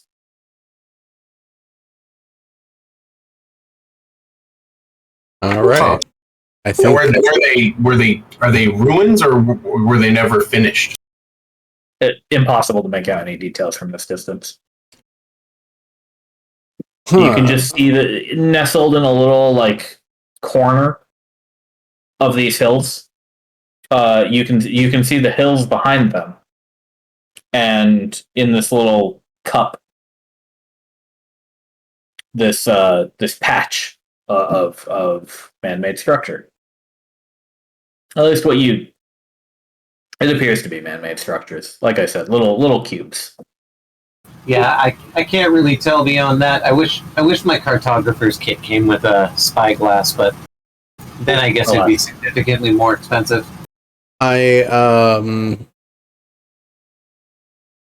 What's the terrain out here like? Is it something that we can go over pretty quickly on our mounts? Yes. Yeah. And how far can we go in a day? Because that is a good 4 hexes from where we are. You can get there by nighttime, no problem. Oh, do we want to check that out? And then if there's a Redshift, we just get on going as quick as we can. Yeah. Yep. Nice. Okay. Yeah. All right. Let's check with Dex before we go. Oh, of course. Make sure he's on course for getting it working. Otherwise, we are all SOL. Okay, you'll have to wake him up. Yeah, I mean, honestly, doing that. we're close enough to the cave here that if the first wave hits while we're over there, we should still have enough time to run back, get everybody. Yeah. Yeah. It'll take several days for the Redshift to actually get here. Still, you're not so close to the tower that you don't have that much time. I mean, it is still okay, because it took us 6 days to get here. It's still 100 miles away, so All right. 150. As a reminder, it is possible to outrun the Redshift on foot. Yeah. All right. I've done it. Yeah. With Evergreen. Yep. You guys have all done it many, many times. It's like the 405 It's at 5 p.m. It's just that the closer you get to the center of it, the closer that thing is when you hit the first wave. Yeah, the less time you have, totally. Yep. Yeah. Okay. Yeah, all the way at Fort Maricus, the Redshift coverage, it only lasts like a day, right? Like it gets all the way to Maricus, it hits the maximum radius, and then it just goes away right after that. Yeah. Now all the way at Chose, you got to wait like a whole last week for it to get to Fort Maricus, and then go away so you can move again. Yeah. But yeah, are you gonna go wake up Dex? I guess so. Hell no. Can we wait? Can we just leave a message with one of the other crew? Exactly. Yeah. All right, let's do that. I'll leave Iris it is- with my official Iris is tending to the goats. So, she'll say, yeah, I'll, if you're gonna, And we give them as good of directions as we can provide in terms of where are we going, how long we expect it to take us, and what our plan is. all right. Not with that cartography score, we aren't. Shh. If you don't come back,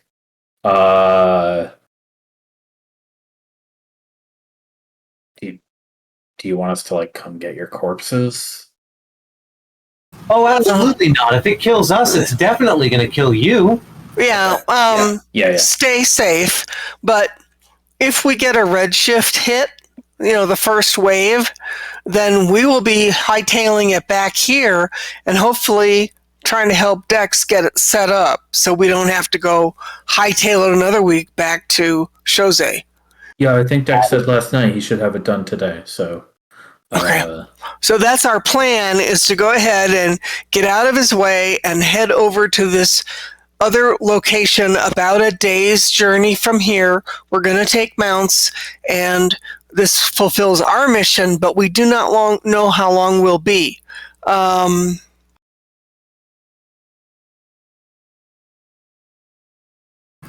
Do you know how to make a Also very do loud not- noise? I also do not have a skill prepared to skywrite or anything else. A message. I could, in theory, send a message via my hand mirror that you could watch for in the morning.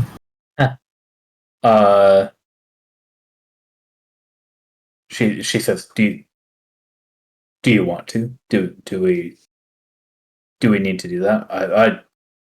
You just need to pay. You just need to We'll be pay here attention. tomorrow. We will be here tomorrow.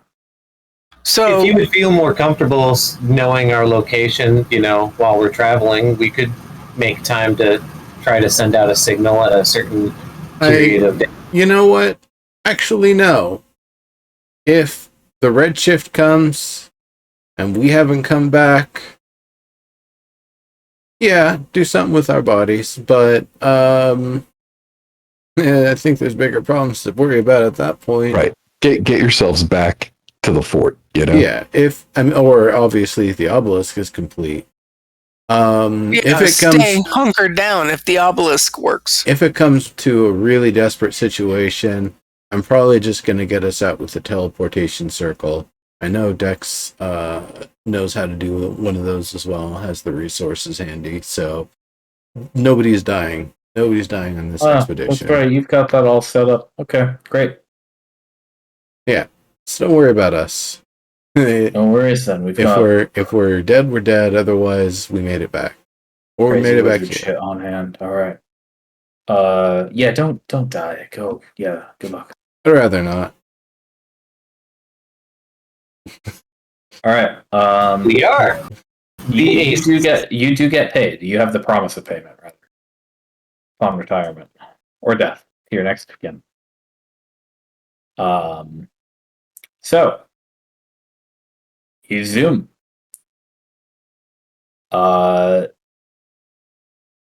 you go in a straight line here, you really don't run into anything of interest on the way. It's pretty much flat badlands out here. There's a lot more like shrubbery and wildlife than. Okay, so the goats have something to nosh on? Oh yeah, they sure do. Okay. And like there's enough around that you can they can go gather it while the redshift is down, store it for the goats, decently enough for them to they'll survive. They got plenty of feed. In general, I would want to try to keep us on the southern edge of outgrowths and outcroppings and all that sort of stuff. Okay, yeah. In the attempt to try to keep us a little bit more covered along the way. So right, break line of sight. Yeah. Exactly. Got it. All right. And now I have two questions for you. First question. You get near to the location where you saw the structure around sunset. Do you want to camp out first and wait till morning, or do you want to go in the night? Night journey. I'd rather us come in the morning because we have no idea what might be lurking in there, and having to come bearing lights is going to give our position away. Yeah, I agree. If there's things that exclusively dwell in the dark. I suppose you're right. Yeah, not everyone has, the ability to see when it gets dark out. An inordinate number of the party don't. Someday I'll get some of those fancy goggles, but that's more for when I go back home and see what sort of gifts and stuff will be bestowed upon me for my adventure, all of that. Now then, all right, you camp out the night. Second It's nice question. that you'll get gifts. Second question. I'm going to describe to you an environment, and I'm going to ask you a question about how you approach the environment. As you get closer to this ruin, what might be a ruin, you are able to see, you're able to make out that there are pieces of a thick stone city wall surrounding this. Like I said, it's sort of in a cup in the hills, where the gate would be facing northwest, and the town is behind that. There's enough rocky terrain around this wall that you could approach head on, or you could approach from a higher ground and potentially concealed vantage point and be able to scout out the situation before you make yourself clearly visible to whatever might be in there. I would What do you probably wanna do a flyover with Badath and scout it out that way. If that's okay with everyone. I'm in favor of scouting in advance. Yeah, I mean, one way or the other. I'm totally happy to send Badath in. But at the same time, I think I would also want to try to get eyes on shit myself if we could, I think another thing to consider is before we went to rest for the night, there's nothing that would have been stopping you, Naya, from doing a wild shape in some sort of bird or animal form with night vision and doing a little scouting of your own. Right. So if that's the Okay. sort of thing that you would have wanted to do, we could, definitely go that route. Do you want to do that, Naya? Yeah, I'm trying to figure out whether I'm guessing it would be giant owl.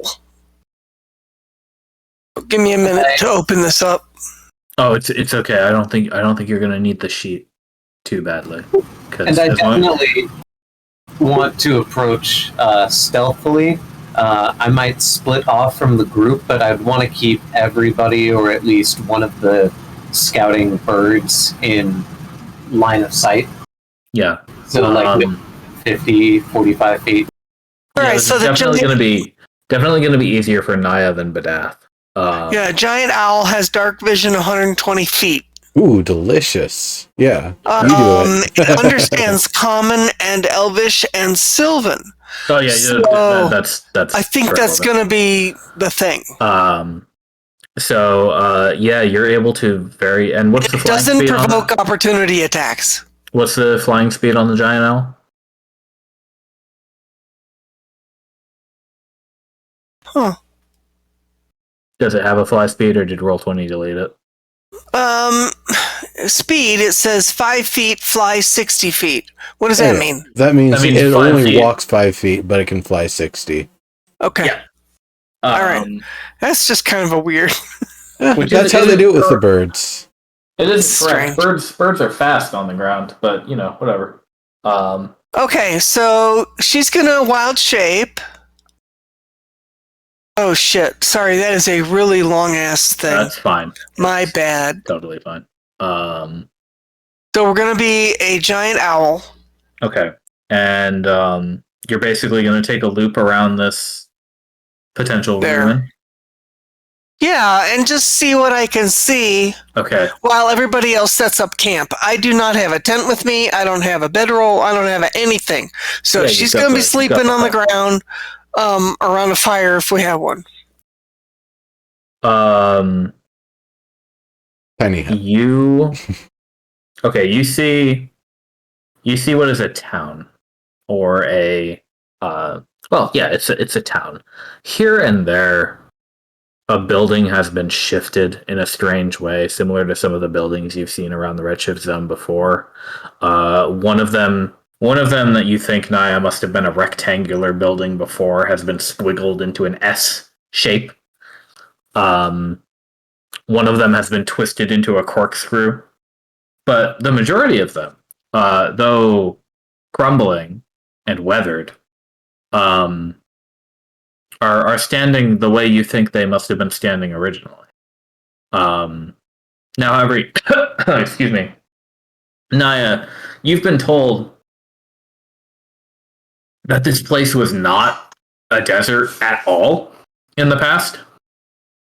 You know, and you saw Alsanes; it was green in the past, right? You were there, Right.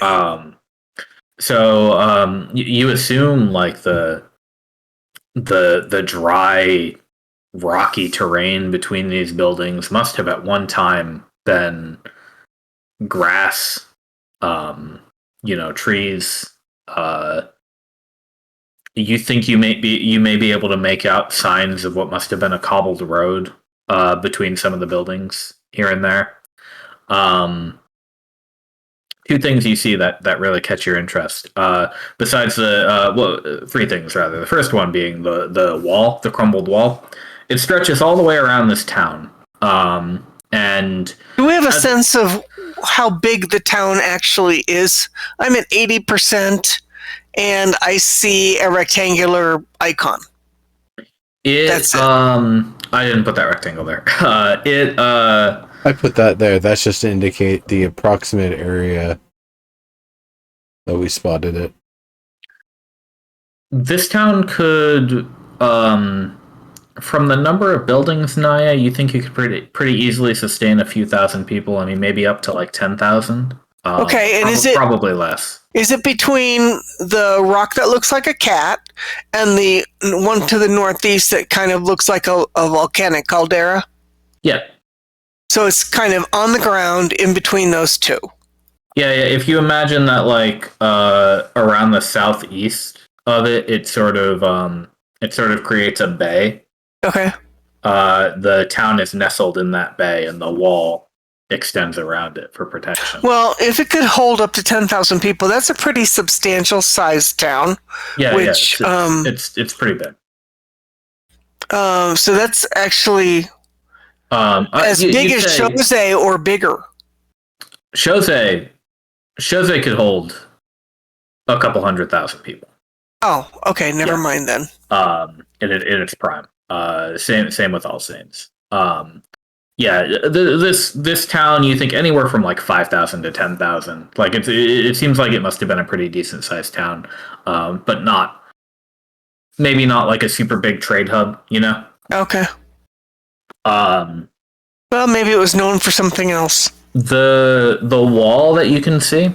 So what I want to tell you about this wall is that it is not a wall anymore. This wall is completely ineffective. Anybody could walk right in wherever they want into this town. Is that the wall entrance is to the northwest of this area? Yeah, pretty much northwest pointing. Okay. But like if you literally just wanted to walk in around any point of the wall, there are gaping holes everywhere. Okay. Number 2, there is a sort of near the center, or like the southeast quadrant of the town. You fly over a sort of maybe 50-foot tall Oh, conical building that is intact. What catches your eye about this building, besides it being different from the rest, is that you can see probably you think even if you didn't have dark vision, you'd be able to see this from where you are. There is there's a bright glow from some light source that wraps around a center pillar within this like on the outside of this cone. okay. The other thing that you can see a couple times as you're flying over, you see kind of person-sized, person-shaped glimmers that in your mind, like you get the sensation that like you might be looking at like a ghost or something when you see it. It's hard to make out from so far away, and if you want to get any closer, I would have to make you roll stealth if you don't want to get seen. But you can pretty definitely make out these like ghostly figures here and there. Are there, on the outside of this conical building, are there any terraces or decks? No, Anything like that? It's like a rather flat cone, except imagine one side of the cone has been indented to hold this vertical pillar, and around that pillar wraps the light. Oh, interesting. Okay, so are there windows in that part? No, you think it has a large door near the bottom, but no windows or anything. So how is the light actually emanating out of the building? Oh, it's not in the building. Some light is like spiraling around some structure. The pillar? The pillar, basically, yeah. What color is it? Naya, from where you can see, it's just like white, maybe pinkish. You know though, Naya, owls have different color perceptions than you do as a dragon. Right, but if So it's you can't pink white as opposed to what she might describe as blue white or green white or So, and of course, I don't know that anybody else will understand that from an owl perspective, pink white is, silver or something. We just don't have that knowledge. So I don't know that that's helpful. But is there a place for her to perch, a deck or a rooftop or something that she can get relatively close to the glowing pillar of light and the area that is kind of carved out of the conical building for the pillar, where there might be other accesses? If the only access is at the floor, at the ground level, then I want to know that. If there are other accesses via window or doors that are higher up, I want to know that too. Being able to perch will be difficult. Okay. Because in the Veshan style, a lot of these buildings, like pretty much all of them, are squat, single-story stone buildings. Mm-hmm. The conical building is stands different out among the rest of them. Yeah. How tall is it? You made it sound as though it was at least 50 feet tall. Yeah, about 50. Yeah. And when we talk about conical, are we talking like spire conical, very narrow, or are we talking wide conical? Like a spire with like the top chopped off, so it's like square at the top. So it's flat? Yeah. Okay, so what's at the very top? What can she see at the very top? You don't see anything at the Can time. she land on it? I would need you to make a stealth check if you don't want to be spotted up there, but yeah. That's with +4 for crying out loud. Oof. Better than mine. Oof is right.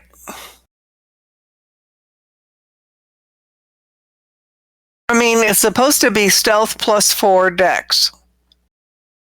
Okay. Perception is +5 whiz. Yeah, Oh, you well. got that. You got the +4. I guess I like- don't know how to read that formula. Yeah, you do have the +4. +2, +2? Yep. Okay. Just a shit roll. Let me see. I get a +5. I rolled an 8. Why did you roll stealth?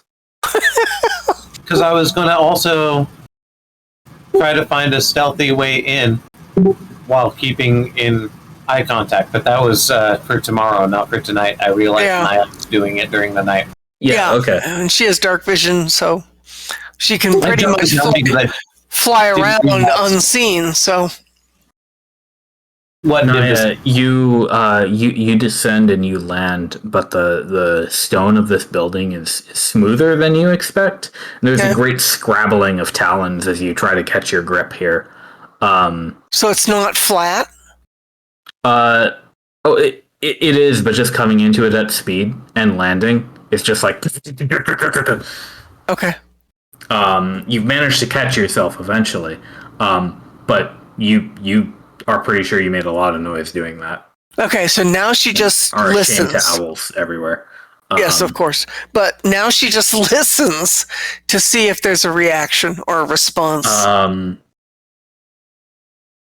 You don't hear anything yet, though, and you don't see any creatures nearby. But I don't hear anything. Like, You hear only the hum of what you can now see, now that you're very close to it. It's very easy for you to tell that this is a wrapped around this pillar that is below you. It's actually kind of bright and kind of night blinds you a little bit. mhm. It is a 6-inch to a foot wide tube that is glowing every color of the rainbow. What's the tube made of? Is it metal, stone, glass? You can't tell. But You said the glow is 6 inches to a foot off of that? no, the tube is that size. Oh, okay. But And she can't tell because there's so much glow coming off it? something you were told by Kuromizawa a few months ago was in the factory that they encountered that was full of automatons and has essentially burnt down. The stuff that powered the machinery in there, or when the machinery turned on, right? When they disrupted whatever stasis was there and everything came to life and tried to kill them.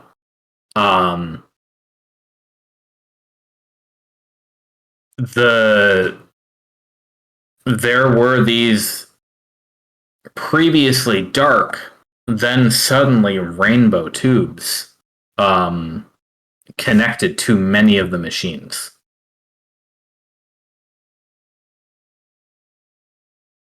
Okay. I wish I could show this to Dex. Well, all you gotta do is bring him here. Yeah, right. So, I don't know how I'm going to get him up 50 feet in the air. Maybe Nimbus can figure out a way to levitate him. Okay.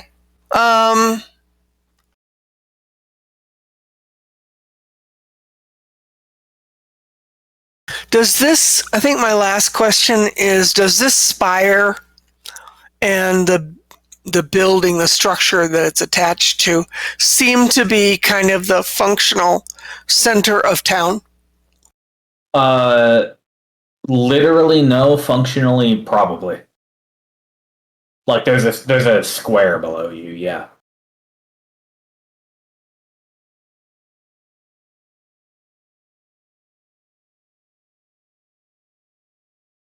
Okay. All right. So, unless anybody else has some other questions that they want to pose, I'm going to head back to camp and tell everybody everything you just said. Okay. And I have marked off one of my wild shapes. Oh, don't even bother because you're about to short rest. Cool.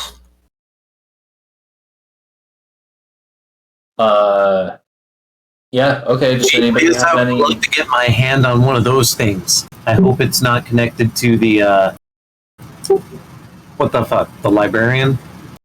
Not the librarian. Proxy. The proxy, yeah. Well, it probably is, because things are not dead. That would be my luck. There's life here of some form or another. It definitely feels more like science than natural life, more technological, or, we kind of invented the word science, so I'm going with that. I saw no one, saw no bodies except those that kind of seem like maybe ghostly. Yeah, and you didn't see any of those when you landed in the square. Right. They're not Here and there, a couple. There's nothing like solid, like, oh, that's a person, or oh, that's a dog, or, anything like that we could label. So I think what we're going to be dealing with here, if we enter in, is going to be something kind of ghostly. It is likely to be something unexpected in terms of what we might have prepared for spells. Ouch. Does be that way sometimes. Mm-hmm. So anyway, all of that got passed on to everybody else, so we're all on the same page, and I should probably take 2 minutes and go get more water. All right. AFK. Oh, okay. Can my mage hand throw rocks? You can make noise with it, but you can't hurt people with it. So yes. Can I perform sleight of hand checks to distract them with it? Yeah, absolutely. Yeah. Fantastic. Yeah, you mage hand, throw a pebble like 60 feet away, Well, it's only 5 pounds of force, so like even if I threw a pebble at their face, probably wouldn't even hurt. Probably just be annoying.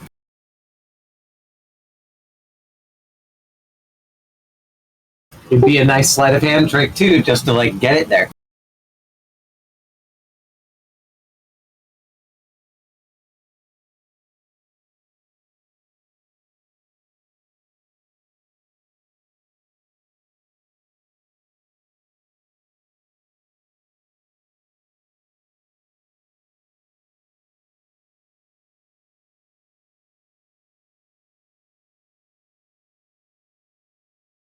Well, if I can be more stealthy in the morning,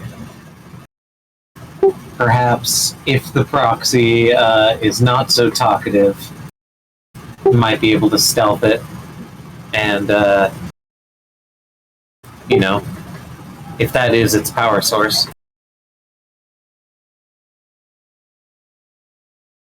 Yeah, let's see what happens.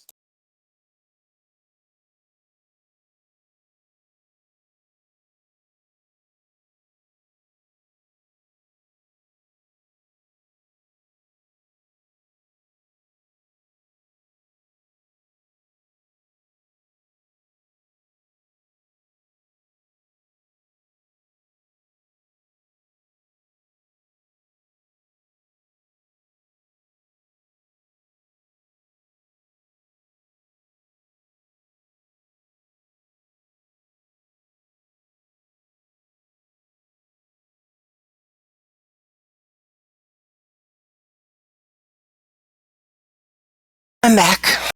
All right. Is everybody else back? I think Nimbus might be still AFK. Yeah, he was the only one who went besides you, right? I think so.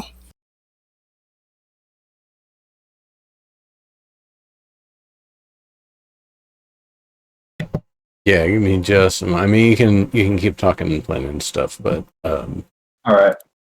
Well, the only real plan I need from you guys is the next morning. Do you one? Are there any spells that you want to cast? And two, do you want to walk right up or do you want to sneak up? I want to try to sneak up again. Yeah, I mean, if we think that the proxy is, sane and everything here is relatively on the up and up, then sending a party to where the gate on the shattered wall used to be and announcing that party might be the polite thing to do. It might also, distract everybody for, say, somebody sneaking in the back door. Right. And maybe. Go ahead. Oh, okay, I was going to say maybe I could get a different role too, since now I have new information about other ways to enter. Perhaps. What was your next question, Naya? Now that we know that there's all kinds of ways in, really, we could go front gate, we could go back wall.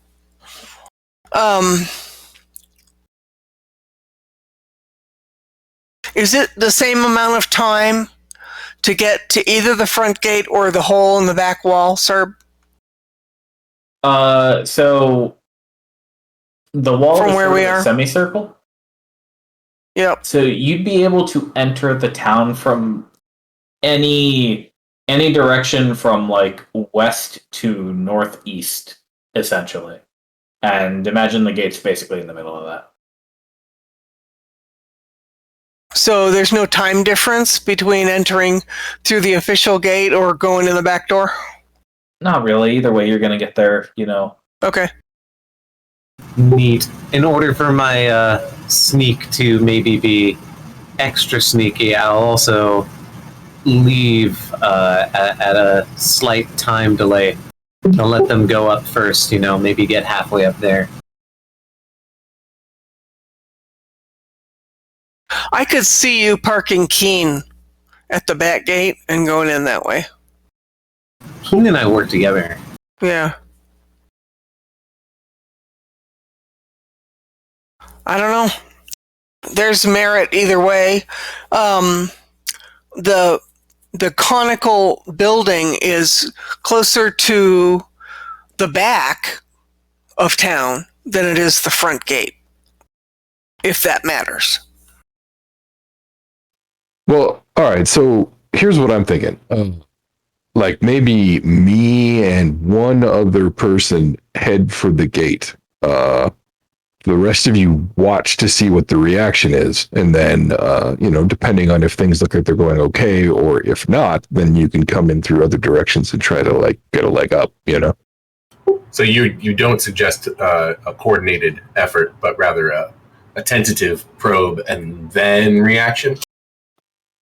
Well, either one actually works, but I figure if things are on, the up and up, if there is a way to make cordial and diplomatic contact, then you wouldn't need to sneak in. And in fact, sneaking in might make things not Worse. good. Yeah, I agree.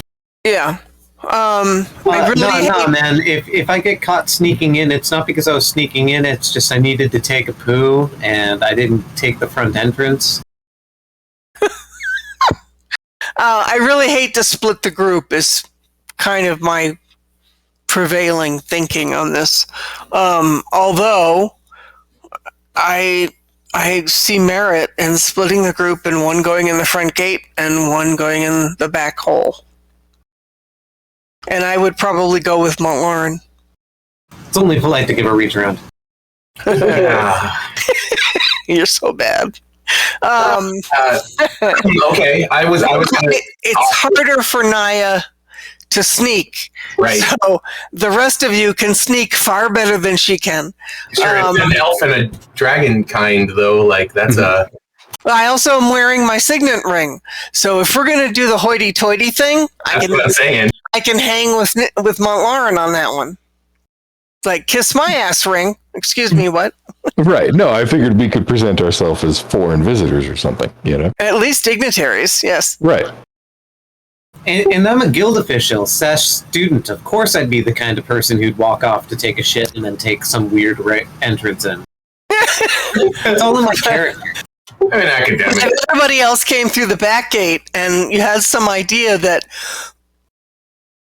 Sorry, I had to cough. That the building that we probably are going to want to focus on is towards the back hole in the wall.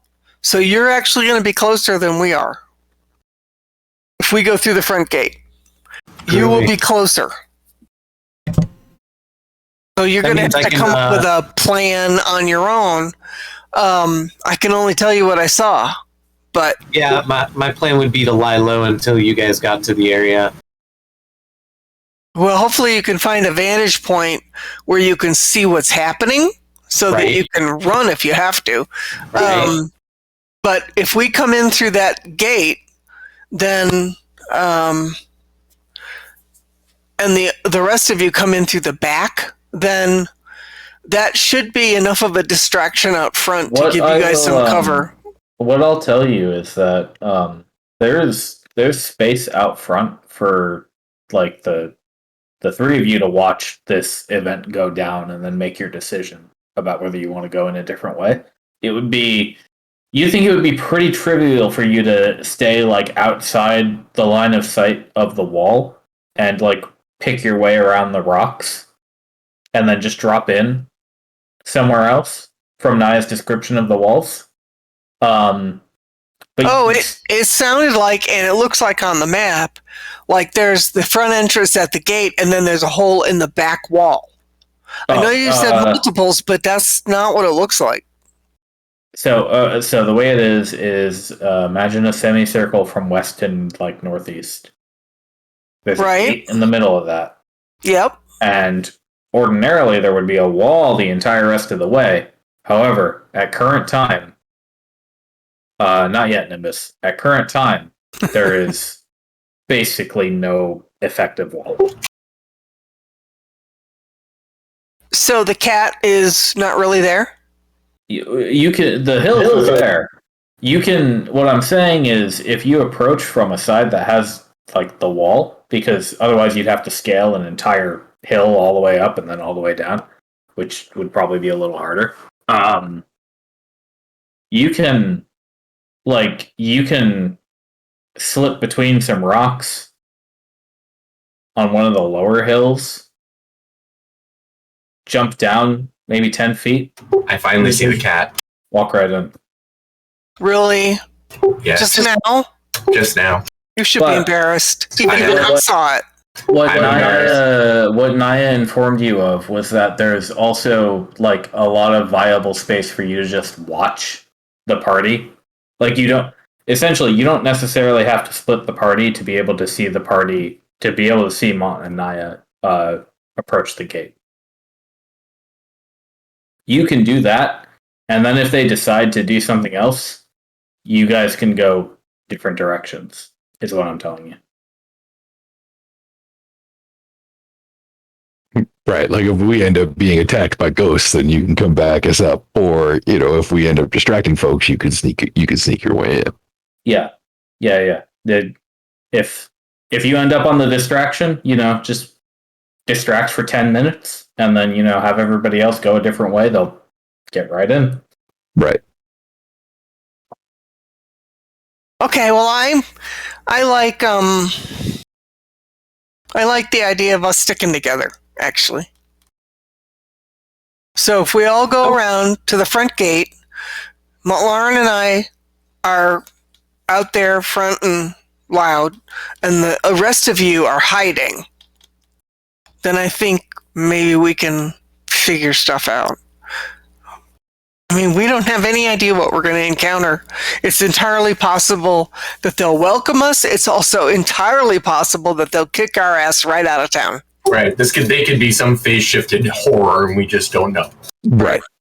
We don't have a clue. I couldn't see anything last night except that tube thing was still alive.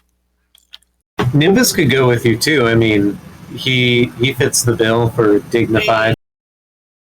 Yeah, that's probably a good idea.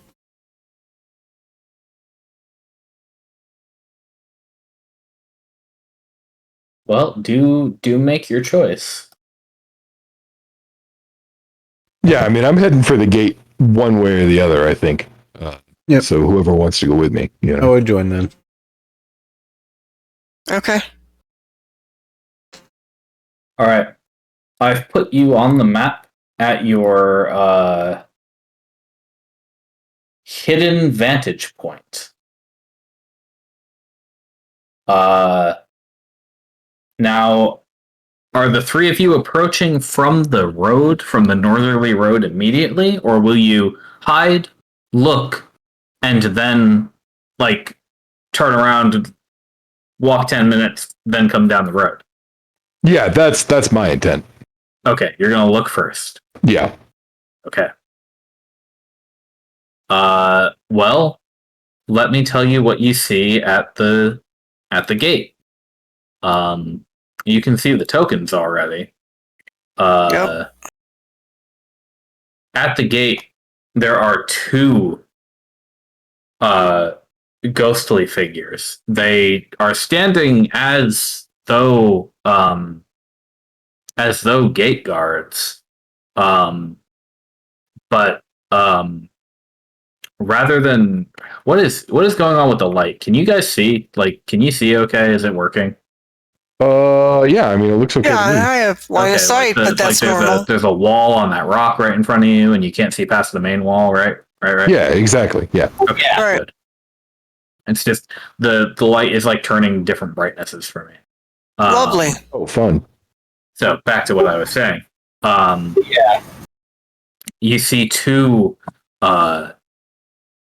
blue humanoid shaped figures standing beside the gate, and again they have the appearance of someone who is being a gate guard. However, everything from the neck up is shattered, and is not really correct. Oh, it's crazy. They haven't made any sign of noticing you or doing anything beyond one of them is leaning on a spear, maybe, that is not there. The other one is gesticulating at something, but without a face, you can't really tell what. For all we know, he could be all like, "Look at these guys trying to be all stealthy. What the fuck?" What, I think they're fucking hiding over there? Yeah, totally. Okay, well, that's interesting to me because there's obviously something not right, but at the same time, It's going through the motions. right, it could just be going through the motions, but maybe not, you know? I think we can go ahead and go through the motions. I mean, that's why we're coming to the front gate. Right. I was going to say, I think I'm going to go ahead, and backtrack out of their line of sight so that I come down the road officially, right? Okay. And then Naya and Nimbus are doing the same? Yep. Okay. All three of you can come down the road, though.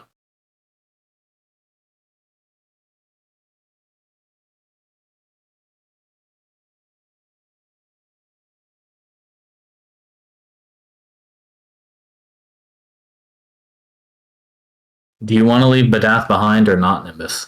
I kind of wondered about that. I think Badath is on my shoulder. Okay.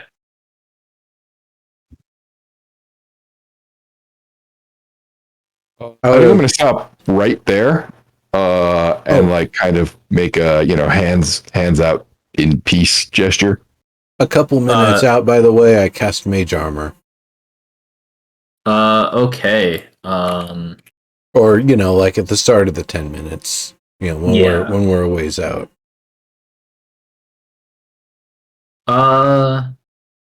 Mage armor is visible, right? If you have the assume that sight, mage armor is visible. A protective magic force, but it doesn't say anything about appearance. Okay.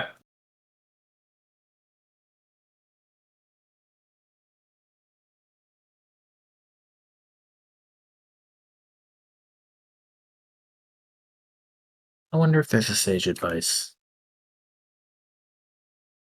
Sage advice is up to the spellcaster. Very well. Thank you, Jeremy. Sage Advice is a segment of Dragon Magazine that's pretty cool. That's all the weird edge case questions every month. Yeah. So Twitter killed it. It's useful for exactly those questions. What is it not happening anymore? Jeremy still answers questions. Oh yeah, that yes, but I mean, why would you?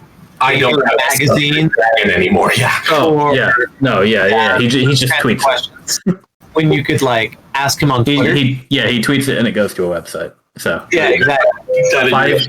5E followed by any question in Google. Sage advice, and then that kind of media, like magazine, that died in the 90s. Okay, both of the specters come to attention when they see you approach. Okay, but they don't actually like advance or anything. They just stand at attention. Yeah, they're holding non-existent spears in their right hand each. And they say with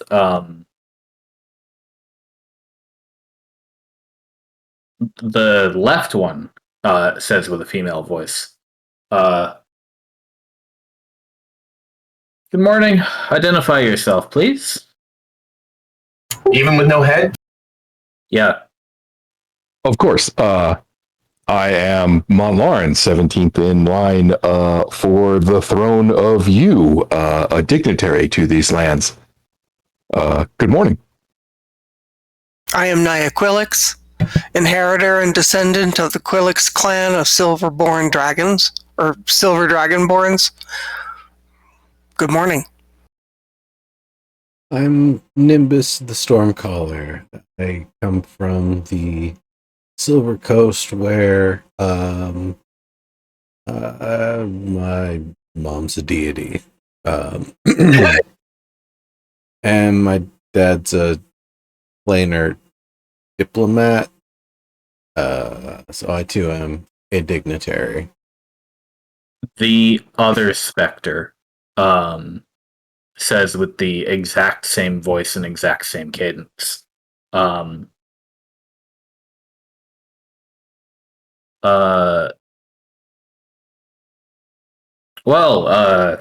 Dignitaries, I fear whoever sent you down here might have been trying to get you lost, or maybe you are simply lost. I don't know what business you'd have at Gemery, but if you're on a diplomatic mission, perhaps you should visit All Saints. Do you have business here? We do actually. We come bearing a message from another figure in your country. Her name was Rissa. I turn to the rest as if I don't know her name and nod for confirmation. Mm-hmm. Please. She was the proxy. I want all three of you to roll deception, but I want Montlauren to do it with advantage. Alrighty. I will mention that she's the one who watches over the flower sea. Yeah. She's the proxy. Okay. Yeah. Yeah, hold on. I'm waiting for my character sheet to reload. Yes. And you said this was persuasion? It's deception. Deception. Do I have to be stealthy? Shit. No, you don't. Okay, I wanted to ask because I did move him in line of sight, so. Geez, I would have been better off rolling stealth than deception. Naya doesn't lie. Okay, Montlarin, let's hope you can. I don't think silver dragons can. Naya. Canonically. I have a +7 in deception despite having a -1 in charisma, which is its base stat. Wow.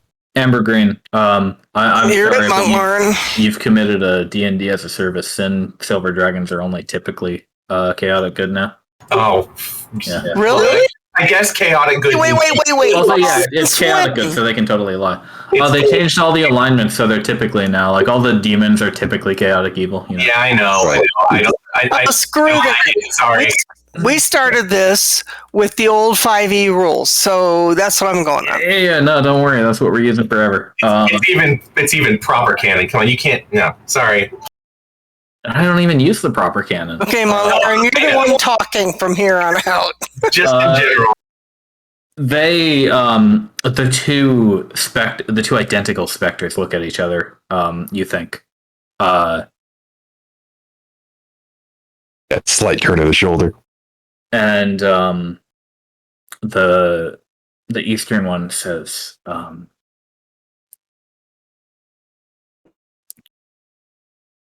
that's a bit odd.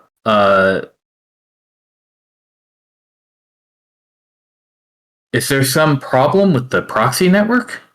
That's exactly what she said. Thank you. We were visiting, and she wanted to contact the capital, and she realized that she couldn't, and then she realized that she couldn't contact anyone, and so out of concern, since we were going to be traveling in this general direction anyway, she asked that we stop and deliver the message that the what did you call it? Proxy network is down. That's not good.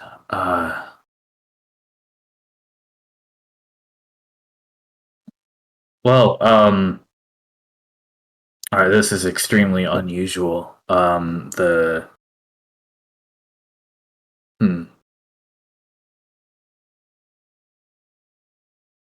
Should we let them? Should you go let her know? Maybe. Yeah. Okay. All right.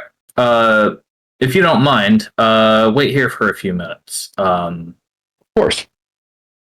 Okay. The other one opens the gate, closes it behind her, and from up on the hill, you can see this specter jogging south. And the one guard still remaining says,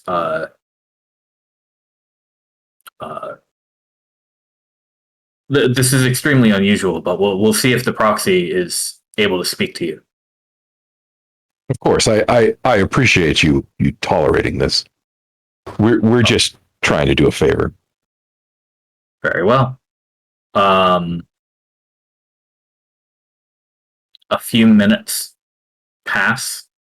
Can I see Mont? Yeah, you can.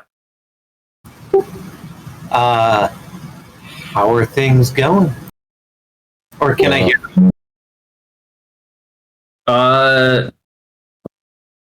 They're not shouting, so I don't think you can Yeah, hear them all the way over there. From where we are, all we can tell is that one of them took off, and none of the three standing there. I didn't figure from our perspective we could get a good insight or investigation roll, so I thought a stealthy message would. None of them are standing at arms. Nimbus isn't stepping back to cast. We can see that they're doing all right. They're probably conversing amongst themselves while the one specter ran off. Yeah. So you can cast message, and then Mont, you can reply in turn. Yeah, they're a lot more rational than we thought. I'm telling them that we're delivering a message from Marissa. I sit tight. And Okay. the proxy network is down. More casting would just attract attention, so I just sit tight. While tell me, Monk, can you see over here? Yeah, at least I can see the tile you're pointing at. Okay, great. Because while you're waiting, are these on the GM layer? They sure are. You see a squad of additional identical specters jogging or marching from the south going east in formation. I will surreptitiously point that out to the rest of the group. They pass by those broken down walls and they keep going east down the road. How many are there? I see 7 or 6. There's 6 in this particular. So it's a group squad of 6 that just left. here. And it's actually 5 in a row and then 1 out front. Okay. And they are jogging in formation. Yeah, so when you say jogging, do you mean like field march, or do they look like they're running to something, pressing? Field march. Okay.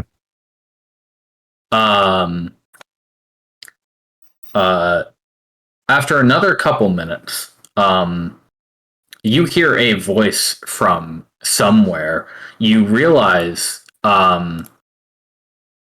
that do you recall those little red crystals that Arisa was able to communicate through when she was just a hand?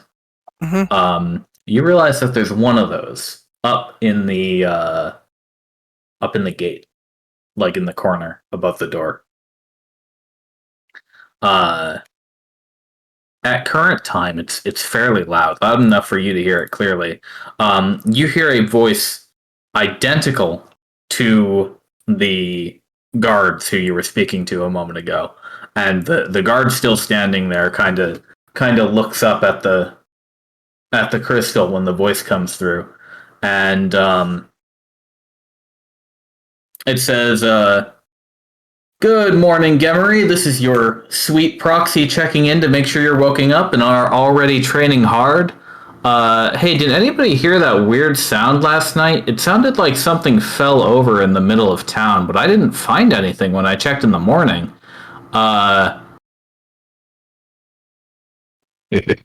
Anyway, we're expecting a big shipment of brand new uniforms from All Saints this afternoon, so you can replace all those holes in your sock and heal those blisters.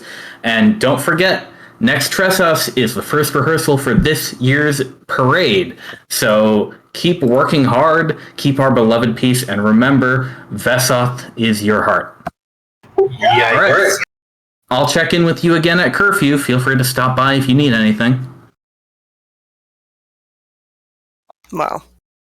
Yeah. The guard goes back to attention. But it's not telling time. Yeah, so just turning to Naya and Nimbus, I'll say, so do you think she's keeping up appearances, or does she not know? That's actually, I want you I to think ask. she doesn't know. I want you to ask, or maybe I should, just to be polite, what year they joined the guard, so we can maybe try to get a barometer of approximately when they think it is. Yeah, I think I would ask a different kind of question. I would ask... Everything okay over there, diplomats? It is, Yeah. thank you. We're just waiting. Yeah, actually, I was just curious about that parade, if you don't mind my asking. Sounds interesting. What date is the parade?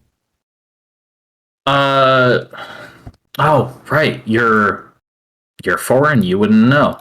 You've never been to Vest during parade season, have you? No. Every year on the 18th of Cadiz, that's second Codice. The military and all the trainees go to Vest for the King's Parade. It's a big show. There's fireworks afterward. Everybody who's new recruits and everybody get marched through the city to really bolster the feeling of peace and trust that we're doing our part to defend the kingdom. We got to do the rehearsals for it to make sure it goes perfectly smoothly. That sounds delightful. Tell me, I suspect that perhaps my kingdom keeps a different calendar than yours. What is a second Codice? Well, I thought everybody was using the Empire's calendar nowadays. Well, maybe we just use different terms. What year is it in the Emperor's calendar? Well, last I checked, it was 199. So I guess if you haven't been using the new one in the past 200 years, you come from an elf kingdom? Indeed. Oh, that's yeah. Wow.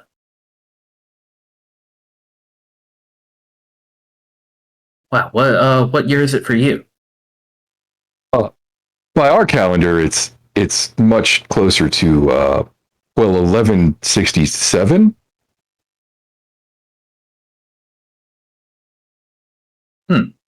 Not familiar with whatever that one is. I've come from pretty far away. I'm not surprised. I will sheepishly admit. Elvishly admit.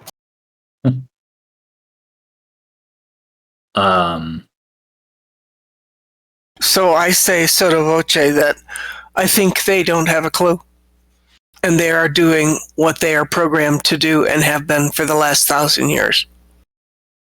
And that's it. No more, no less.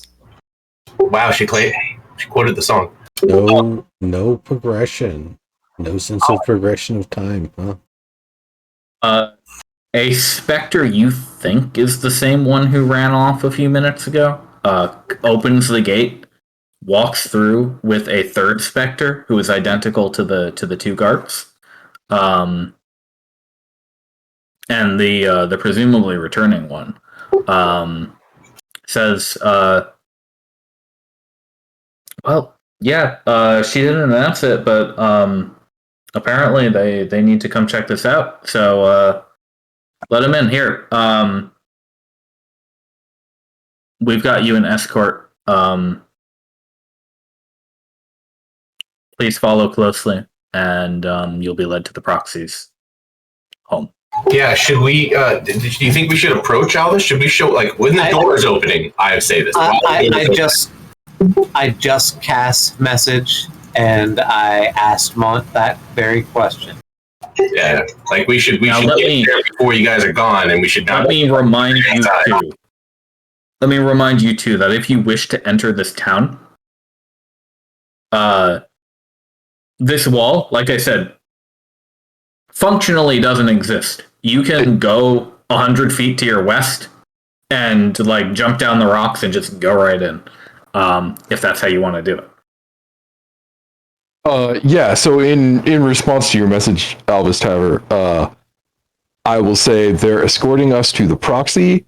They think we're alone, so lay low. Maybe keep an eye out. I trust Mont Lauren. I lay low. Yeah. And I tell Amber Green what Mont said. Yeah, I hear you. I was going to say, the other option I would offer is for the two of us to stumble in as though we were vagabonds through that whole wall. That would be a little too clever. Or better yet, if we're worried, you could stumble in as the vagabond and distract them when I sneak the bard, over there.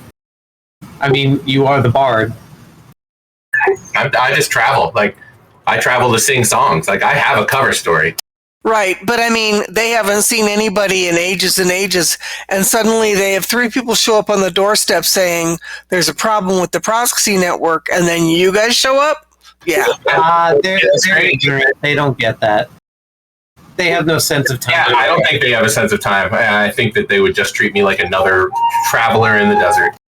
Yeah. Yeah, it really depends on if they're like, what we thought goldfish were like, or if they're like Groundhog Daying it, Yeah, good metaphor. Because if they're Groundhog Daying it, then they're just going to play the day out, and then you're just spies. Well, we're just another one. Yeah, so what do we want to do? Do you guys want to split the party, or do you want to try to sneak in somehow? It's tradition by now. I think we're splitting the party, and I'm gonna try to sneak in maybe a little later. All right, I'll hang out for now. We'll go with Montlaren's team for now, and if you guys feel the need to get involved, let me know. We'll break away for you. In the meantime, we have to get you onto another map. You can literally give us the bird call signal with Badath. You know what? Yeah, but then we have to find our way to wherever they are, whereas, Just so you guys aren't staring at nothing the whole time, I'm going to move your tokens over to this map, but you are not here. That's my other concern, is if they fall into trouble. Very nice. I appreciate this. You're doing all right. All right, you're heading up there. You 3 are being led by this specter down the road. It's been about 10 minutes. You've gone all the way through the partially shifted ruins here and there, and you have seen many identical specters. Several of them have waved to the one leading you along. A couple have stopped to stare for a second. You've seen a few of them sparring in a training yard. At the moment, you are currently passing what must once have been a impressive statue of a person on a horse, and has now turned into something strange and gooey and re-solidified. Holding a trident at the end. But you are led southward.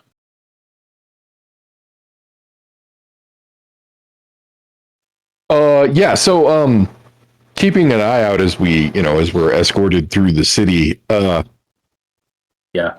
how many more of those like red crystals and the like do I see? Are they fairly regularly placed around the city, or they're every here and there, like in key central points. You figure that if it was used to provide speech, pretty much everybody in the town would be able to hear it. Okay. Yeah, that's what I figured. Are there any other apparatus that are conspicuous? Like, for example, is there maybe some crystalline focus that might be projecting the townsfolk? There is not that. Super These curious. specters are apparently moving of their own power. All of them identical. All of them the shape of a female elf. Right, and all responding with the same voice that we heard from the proxy, right? Yep, every single one. Right, so they've all been programmed and cloned and programmed as a clone of probably the proxy.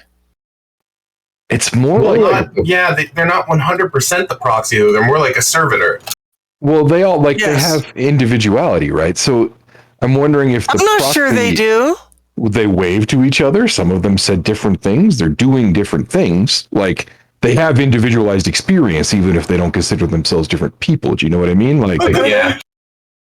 and Also, what's the significance of their heads being blown off?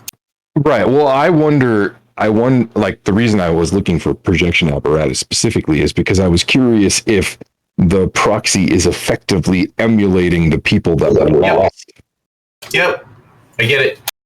Oh, that's creepy. She leads you to this tall conical building. The south-facing pillar is wrapped by a rainbow running energy that glows even in the daylight. And she says, and here we are. This is the proxy. What's the material? Well, it's her house. What's the material the tower is made of? Is it similar to the Star Tower copy? No, the tower itself appears to be simple sandstone. Okay. But there's one door at the bottom. But the Spectre, your escort, doesn't even bother to knock or anything. It simply, as she says, this is the proxy's house. You are greeted by a voice from the tower, and it says, "Greetings, diplomats. It's loud enough for you to hear, not booming, but anybody in the vicinity would be able to hear this conversation pretty easily. But it's not like a loudspeaker, right? Right. And it's not using the speaker system, so to speak, throughout the town. It's merely speaking to you. Greetings, diplomats. I hear you have information about my the communications problem. I'll be honest, I didn't even realize that there was a problem until just now. It must have just started occurring." Interesting. Well, we were really only recently informed about it, so I don't know if that means it was just recent or not, to be honest. I don't really even understand how these wonders work, you know. Well, if you've come all the way from Aris's flower field, sorry, she says Witch Guardian Loamfield's flower field.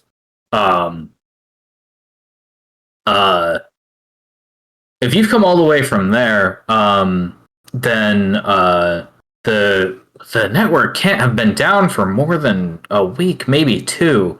I guess that was around when the last time I checked in with the secretary was. Well, what did she say? Did she have any ideas about what might be causing it or a solution? She did actually, and I'll kind of look around and say, this might be a delicate matter. Is there a more private location that we can speak? Yes, agreed. I think it is, and I think this is a extremely extenuating circumstance. So here, come in. The door opens, and yeah, I'll step through. Yep.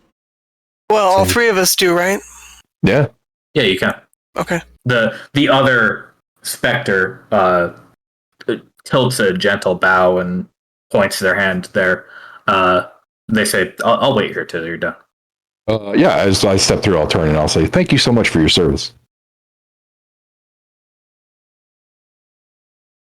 What you see inside is a massive red crystalline structure fed by these rainbow lights, and couched in the rotating gold rings. Like we saw in Arissa's office, basically. Very much the same. Right. It hums ever so slightly while she speaks. But she says she'll close the door gently behind you as you're in, and say, normally only the engineers are allowed inside here, but this is a very strange circumstance. So, forgive me for not having any seats or anything in here. I apologize. But please tell me what was. Let's get to the bottom of this problem. I think if you can help me, then you'll be doing the kingdom a great service. So what was Aris's suggestion? Of course. Well, and I sort of take a pseudo theatrical deep breath, and I say, the Witch Guardian was quite distressed at not just the fact that your network was broken, but the nature of the break. It seemed to happen from the capital first, and then break each link one by one.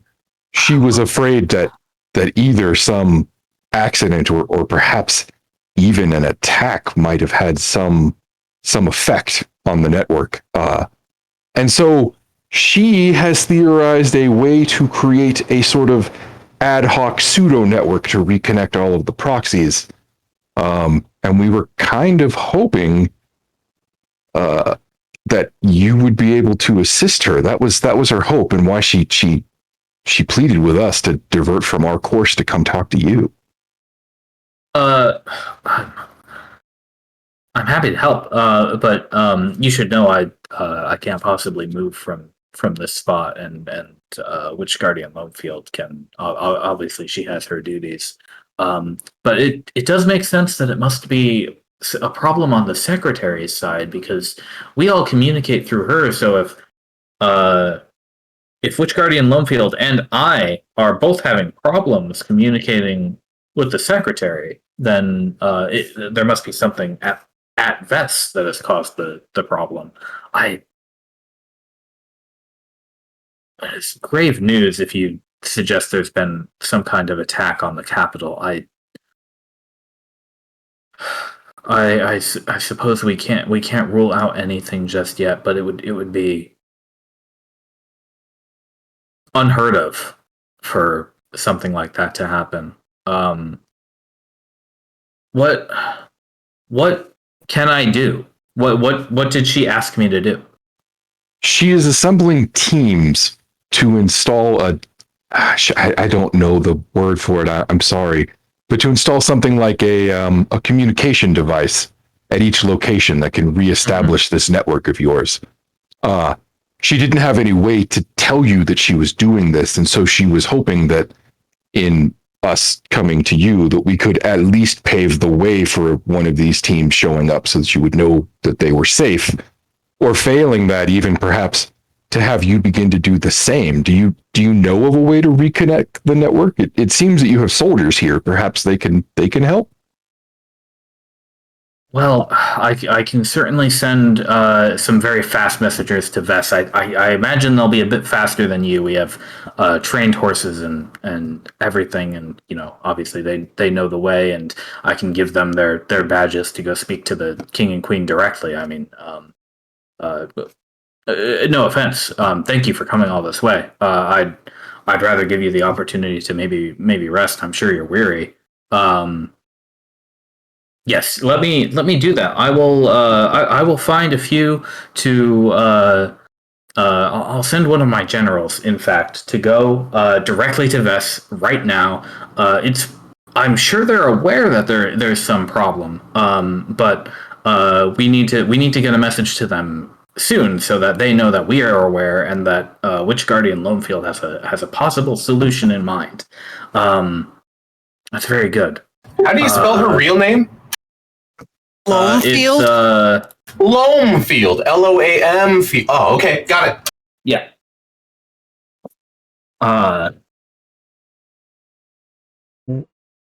While we're here, I hate to be a bother, but the maps that we came with don't really give us a good idea of things going on over on this side of the mountain range past Jose. do you have any kind of detailed maps of the area, kind of, east of Jose, like All Saints, Vess, here, that sort of area? I don't mean to We- impose. We are admittedly a little lost now that we've diverted. Well, this is just a little military training fort. But to that end, we do have maps of the region that we mainly use for planning and people movements. Uh, I can certainly ask. Maybe General Taisei would be able to show you a clean one. I'd have to ask if he had one available, but if you're going to be staying here for a few days to recuperate, that could certainly be my repayment for your favor. I don't, unfortunately, I don't think we're going to be able to stay that long. We have some pressing got to go matters. Yeah, I am so ever so glad that we were able to come here and deliver the message here and see what we can do, but this is not going to be a situation, not this time at least, to have us stay over. I understand. In the future, though, we would be more than happy. Certainly, once we've got the network reestablished here.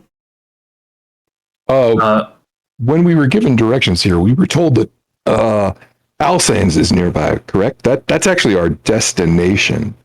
Oh yes, it's just a couple days north of here. It's a very big city on a lake. There is in fact a gigantic tree at the center. You could hardly miss it from 100 miles away.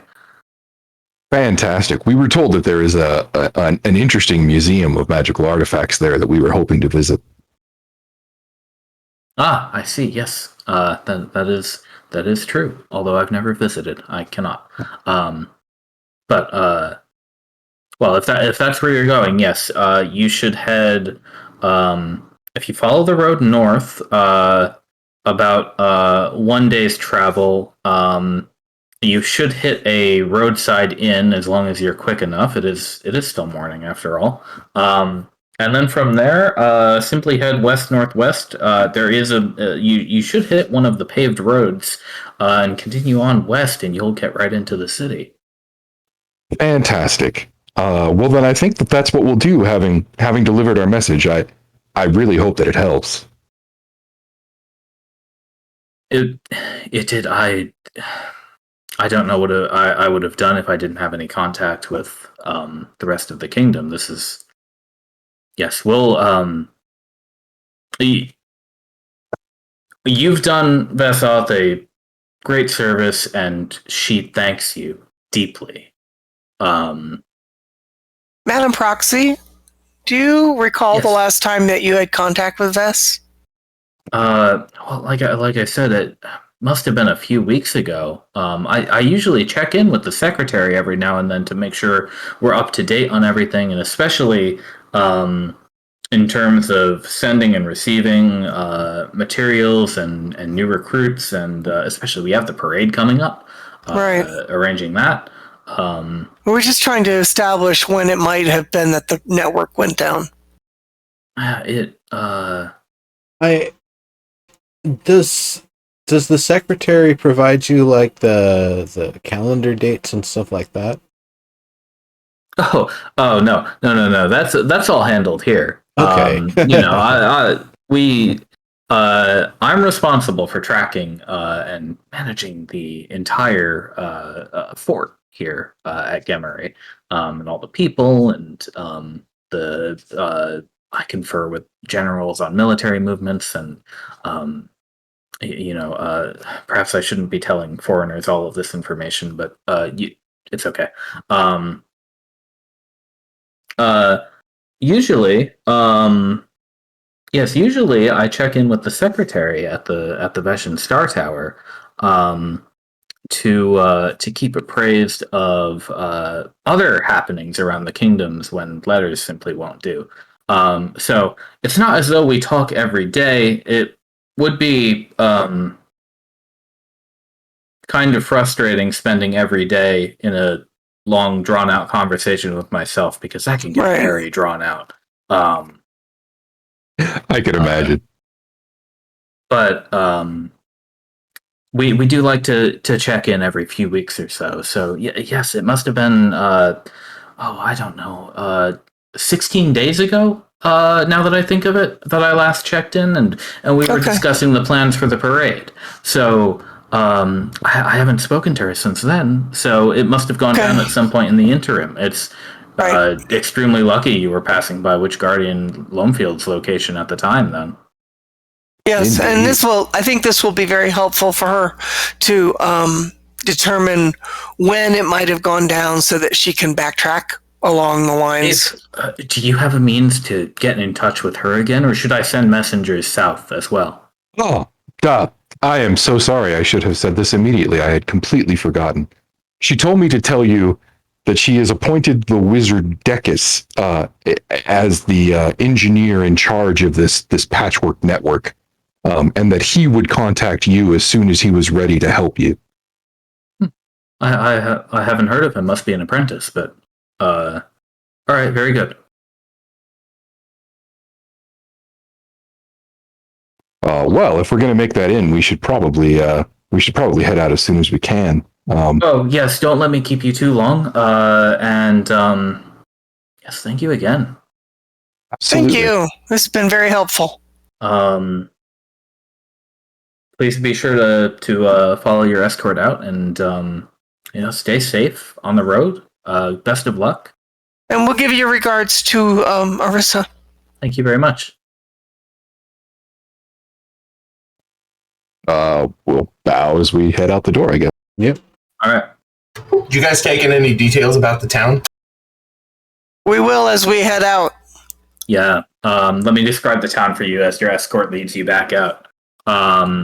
So you can see additional proxies running here and there, going about the daily business of a military fort. You occasionally see a group marching or sparring on wider roads. There are also what you would indicate as trade workers, most likely. Every single one of them, any that you see working with tools, they are miming. Right, empty hands, right? Empty hands. No, like most of the buildings, you can actually see into them. Any furniture besides bits of metal have long worn away. And there are only no wooden tables or curtains or anything like that. only humanoids too, right? There aren't any like proxy horses or anything. Correct. Yeah, just the same elf over and over and over again. Yep. Okay. Very easy to tell it's an elf. That's what I thought. Very tall and long. Yeah, it implies a few things. It does. But yeah, you It's kind of sad, actually. Yeah. you're able to the actual structures around, like I said, you occasionally see one that's been a little bit shifted. That statue, the building that was out front that had been squiggled into an S, for example. Here and there are signs of it, but the specters go about their day ignoring this. The escort leads you to the gate. You're maybe 10 feet away from a crumbled wall that is just non-existent. She opens the doors anyway with some effort. And says, well, there you go. Have a nice day. And on behalf of Gemery, thanks for the thank you for your help. The proxy was very grateful. Of course. Anything we can do. Farewell. They will close the gate behind you, and The two guards wave you off. Yeah, we'll head off up the road until we're out of sight, and then regroup. I think together. as we're walking, I think if I didn't need to maintain a certain decorum for Did I this. not? Oh my god! I didn't put you on the fucking map. I'm so sorry. We never saw the map. Yeah. Sorry. I'm so fucking sorry. Hold on. All right. So Okay. you were. I mean, you're doing a really good version of the. Yes. All right, You're so the you're in mind. there. You're in there. You're in that building, right? Yes. You had walked down this way. You had walked down this road. See, I'm gonna move your tokens. Don't move. Okay. Here's what the building looked like. Okay, that's it. Nice. Oh, very cool, sir. You passed by this statue. Okay, this cool statue that I described. Wait, that's that looks shifted. Yeah. Yeah, Goofy. Remember, holding a trident. Yes. Sorry, yeah, I said it has turned to goop and rehardened, but you had no visual reference for what that meant. Yeah. So I apologize. It's pretty much what I expected, though. Honestly. Well, Yeah. that's a hell of a taffy pull. Like that's got to be really thin to cover that large an area. And there we go. I can't see any of that, but that's okay. Oh, I have wait. That's okay. No, I had line of sight issues and Here you are. not light. I don't have any light. What? It's gray Weird. and line of sight in terms of the actual the structures. I had a glimpse of the rainbow thing, and I could see the rainbow rings Yeah, for a moment. So you got to move my token around because she doesn't have any dark vision, and to clear the line of It shouldn't sight. be dark at all. It's daylight. Yeah, I was gonna say there is no light. It's just line of sight issues. Yeah. That's line of sight, and so everything was either black, opaque Here, black, let me, or gray. Let me get rid of those lines. That might help. Okay, cool. Does that help? Yeah. Cool. It's kind of what I imagined, but it's a good thing we all have good imagination. Yeah, well done. And you got to see inside. You got to see the inside of the hold on. There. That's what you were talking to a moment ago. The red crystal thing? Yeah. Okay. And when we were in there wasn't like a semblance of a redshifted body of a person, was there? No. No, they didn't go through the process of creating that or recreating that. So when the heads blew off of the proxy, the heads blew off of all the clones. Wow, yeah, exactly. And nobody fixed it because, like, why? All right. Well, how? How? Who knows how? You're back I outside. didn't take it like Alvis and Ambergreen, you see the team walk back out the gate. They are being escorted back out. Montlaurent has a big smile, I assume. Indeed. I'm gonna keep walking north, though. Like I said, I'm not gonna stop walking up the road until we break line of sight. Yeah. Are you okay? I never made a drug deal before. Poison? Say you've never made a drug deal, or say you've made a drug deal without saying it. Asteroid? And as we're walking along, Naya says to Montlaurent and Nimbus that if she didn't have some kind of facade to maintain, she'd probably be crying right now because this is very sad. Kind of is. Yeah. I mean, the circumstance worked and it was successful, but very sad. So she's very sad and putting on a good face. Oh, Naya, no, you don't have to be sad. We could have had to fight our way all the way through this place. Well, I understand that. We could have had to do that. But And that would have been I'm very, upsetting. I'm very happy with the way that it turned out, except that the circumstance for these sentient beings is very sad. They're so confused they don't even know they're confused. This is like very bad. Yeah, I mean, we managed to potentially plant a solution, but Right. I'm going to be honest. I don't even know that they're going to remember any of that the next time somebody comes back. Well, I think We'll I'm probably have to guessing that return they with them. probably will, because this was an unusual circumstance, so it interrupted the loop. They have a tape, like a taped loop, that they go through every single day, every single hour, every single minute, and, you know, certain things are said through the loudspeaker at certain times of day, yada, yada. It's been that way for 1,000 years. And we come along and disrupt that loop. And it worked. But we, you know, from asking the question of how long ago was it since you talked to Vess, and 16 days ago, we know exactly when that proxy blew up. Yep. Right. 16 days after her last conversation with Vess and the secretary. Yep. Give that to Arissa, and that might be helpful. Yeah. I mean, at a bare minimum, we need to ask Arissa what she wants to do about this. And I'm going to guess she's going to say, leave it. Walk away. We don't need to fight our way through it until we can figure out a way to actually fix the proxy, like legit fix it. Oh, Yeah. I figured the best way we're going to be able to do that is get an obelisk down and then have Arissa go through it and work it, because she's the only person we have access to that, you know, remotely knows that technology. Right, but even if Arissa like created a form and walked through it to talk to that proxy, which I don't remember the name right now, you know, there might be a whole sense of I don't believe it, I don't believe it's happening, because this isn't the way.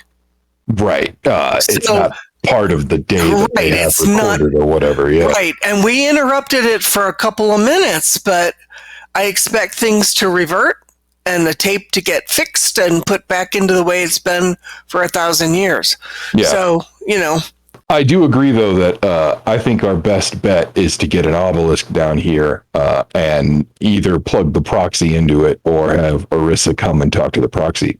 Like I said, we got to ask Arissa what she wants to do here. Yeah. It would be really, I think it would be really awesome if Arissa could figure out a way to fix it. Like, you know, Nimbus said, coming through an obelisk to actually ghost in and talk to her. But man, I don't know. I don't want to have to fight all of these confused AIs, because that's basically what they are. They're clones of the proxy. Right. So the proxy is based on a person, the secretary. Right. I wonder if, much in the same way that Arissa got messed up, you know, confused is the word I'm looking for, with the proxy, if this entire fort didn't suffer a similar fate. And kind the reason, of assume it did. right, and the reason it's all what it is, you know, I mean, that's way too many souls for a one soul system, you know? Well, it's certainly way too many souls for me to want to go in there and hack and slash my way through. Right. No, that's because we're not talking about, you know, monsters or monstrosities. We're talking about confusion. And I don't go around killing sentient beings that are confused. Yeah, I do kind of concur with Naya's point of view there. Oh yeah, unless So, you know, unless we somebody need gives another me plan. unless somebody gives me a compelling reason to remove this place, I would have a strong objection to that. Yeah. So Is there a way to fix it, maybe? I mean, I'm always that guy. That's what I'm hoping, right? Yeah. Yeah, so as soon as, you know, we've broken line of sight with the fort, I figure it's probably time to head back to the cave. Yeah. You know, I wonder, actually, this might sound like a more savage approach, but I wonder if killing all of the ghost forms would help essentially remove the corruption and allow the correct form to manifest again, because I kind of think that would be left would be the proxy at that point. Yeah, because that's kind of what happened with Arissa. Is we killed the body that had that kind of entanglement going on, and then she was able to actually manifest as the hands or whatever, and with the obelisk full power. Well, if you know, Arissa says herself. that's what we have to do in order to consolidate the power back so that it can be healed or fixed or whatever, focused correctly, then okay, I'll reluctantly do that. But in the meantime, nope. Oh yeah, You gotta no, give I'm me a reason. not. I'm not suggesting that we're going to just go back there hacking and slashing. Absolutely not. I'm much more Right. concerned with things in other places. But if that turns out, you know, that might be one of the solutions. I guess I'm just Yeah, airing it out there because that might be one of the possibilities. And then, it's possible. you know, we'll deal with that when we get to it. Right. Yeah, hopefully we can fix it. But if not, I'm content to let it stand as a monument, as a memorial. Yep. Spooky. It is. It's Necropolis. weird in that whole sense of kind of uncanny valley, close but no cigar. Right. Like, what do you do with What that? was this? What was this town's name again? Gemery? Gemery. I D think with of a it. G. I think of it as gem, but Gemery. Yeah, I was going to say Gemery, right? Yeah. Memory.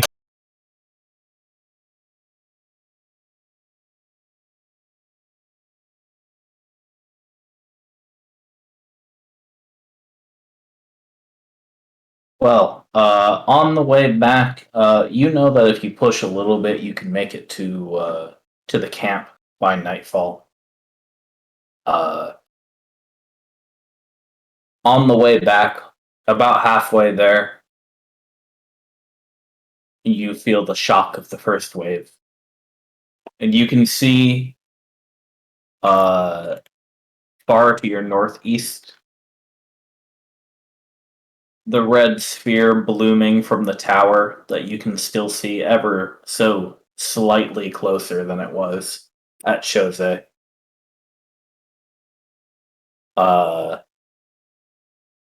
Under that threat, you hurry back to the cave, I assume. Indeed. If you don't mind, I'd like everybody to roll a perception check too.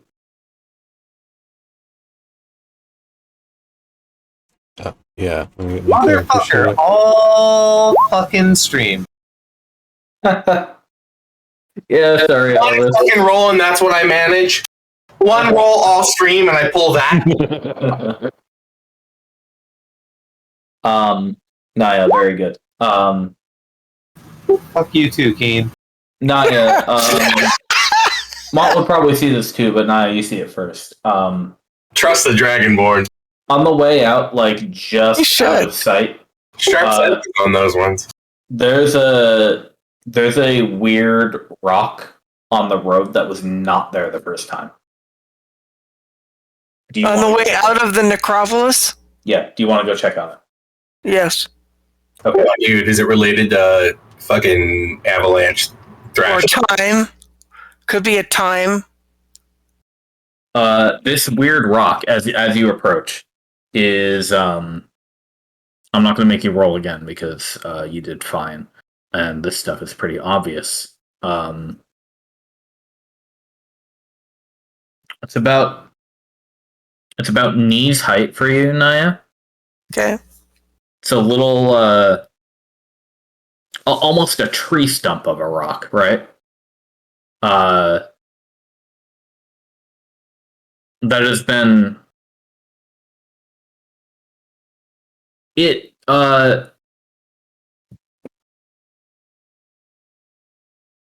it looks like it.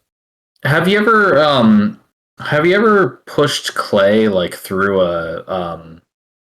like a grate? Like Yes. Play-Doh through like I have a little- actually done that. Yep. and it comes out like all the squiggly stuff. Uh-huh. Right. Okay.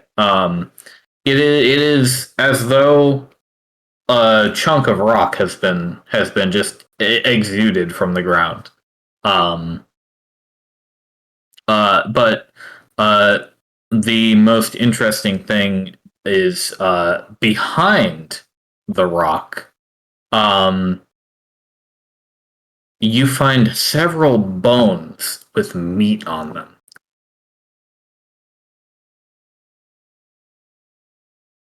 Oh, that's probably not good. No. You can roll to identify you can roll nature to identify the bones. Roll nature? What type of bones? Yes. Okay. Well, I don't see shit.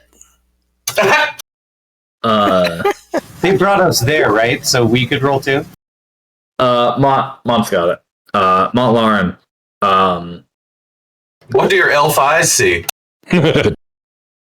These are clearly the fact that Naya couldn't tell is amusing to you because you can also smell it. These are clearly chicken bones that have been cooked. That have been cooked. Yeah. And chopped. Right. Yeah, I was gonna say. So these little squiggly rock bits here, do they look like they may have been? Sorry, I apologize. They're not a bunch of squiggly rock bits. It's just one little tree stump. I just wanted to explain to you that it was very smooth. Got it. Extruded, basically. Yeah. Got it. Yeah. So, not a big game hunter or anything, but I'm thinking big game. But it was cooked. Can I investigate the area to see if someone ate it. Maybe somebody with a really hot gullet that shits rock. Oh, damn. Yeah, Can I that's right. investigate the area to see if there are any more signs? Obviously, you can roll one more investigation check.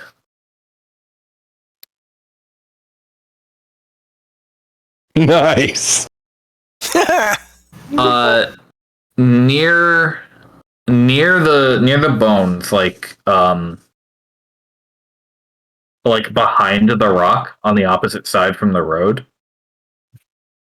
there's a weird groove in the dust, like fan shaped.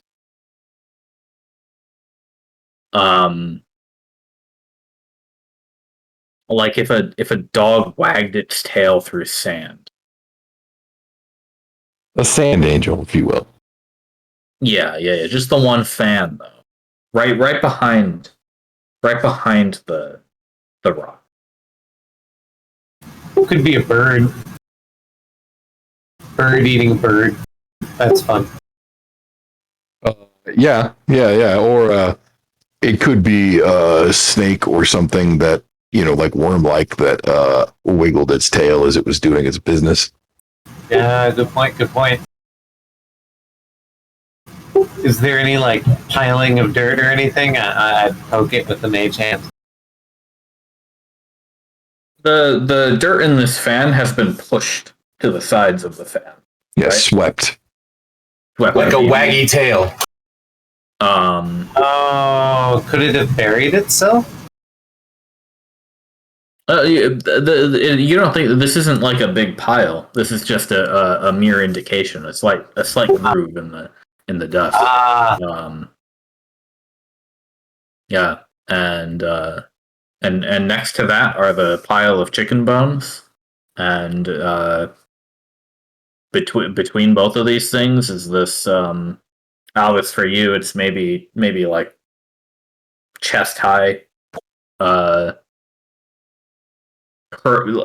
Very, very smooth extrusion of rock that seems to have barely disturbed the ground around it. And according to Naya, that rock was absolutely not there when you came here.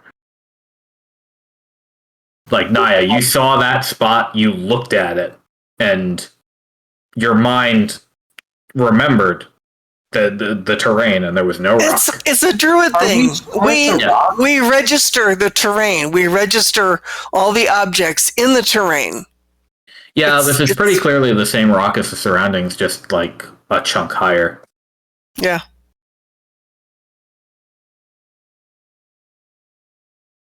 Yeah? Well, what it suggests is that it's a sus rock. I don't trust this rock. Yeah. there's something else out here with us.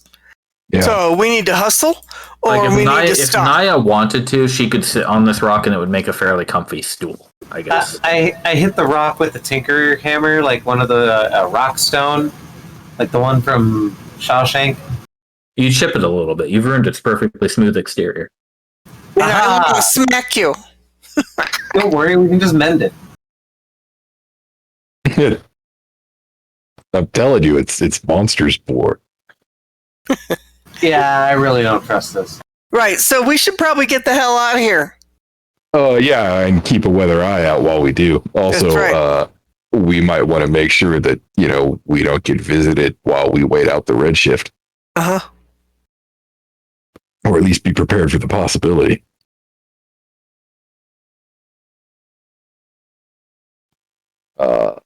It might be that this thing burrows through rock, for example.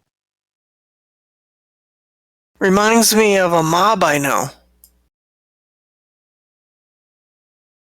All right, then. You leave the rest of that there. There, I left a mark. If Very anything well. weird happens to the stone, we'll know. And you go on your way. Like I said before, you can make it back around nightfall if you hurry up a little bit. Right. And halfway there is when the first wave hits. When you return, you find that things have improved a little bit at the camp already. It's only been 2 days, but the goats have been sort of corralled mostly by rope at the moment, sort of like a rope fence. In one section of the cave, they seem. Oh, right now they're outside. Or they would have been if it was daytime. So I guess they are inside. But they're getting some fresh air and Yeah. Okay. They seem content enough. They've got like the sunlight from like the little open area in the back. good. Very which good. helps them. It's sealed up, so they have plenty of room to walk around and stuff. Tumbling Avalanche seems to be asleep or dormant or whatever it is these sorts of golems that he is do. You are able to reconvene with Dex, who has finished building your new obelisk. There it is. Sure. Cool. Good job. Excellent. And at this point, there are a couple of more permanent lamps arranged in this area. One near the obelisk, one in the corner with a couple of tents and stuff. There's a decent sized fire pit built with a grill at this point, so that you can have something besides dry food. I catch any fish? Bland but nourishing. I'd say that we can retcon this as having happened far earlier. I'd say you were able to catch a few like very very small like minnow type fish. Eat. Eat fish. Hey, that's not even a snack. Well, maybe it's a snack for Alvis, but No, I'm gonna try to net them off, so I can see if they get any bigger.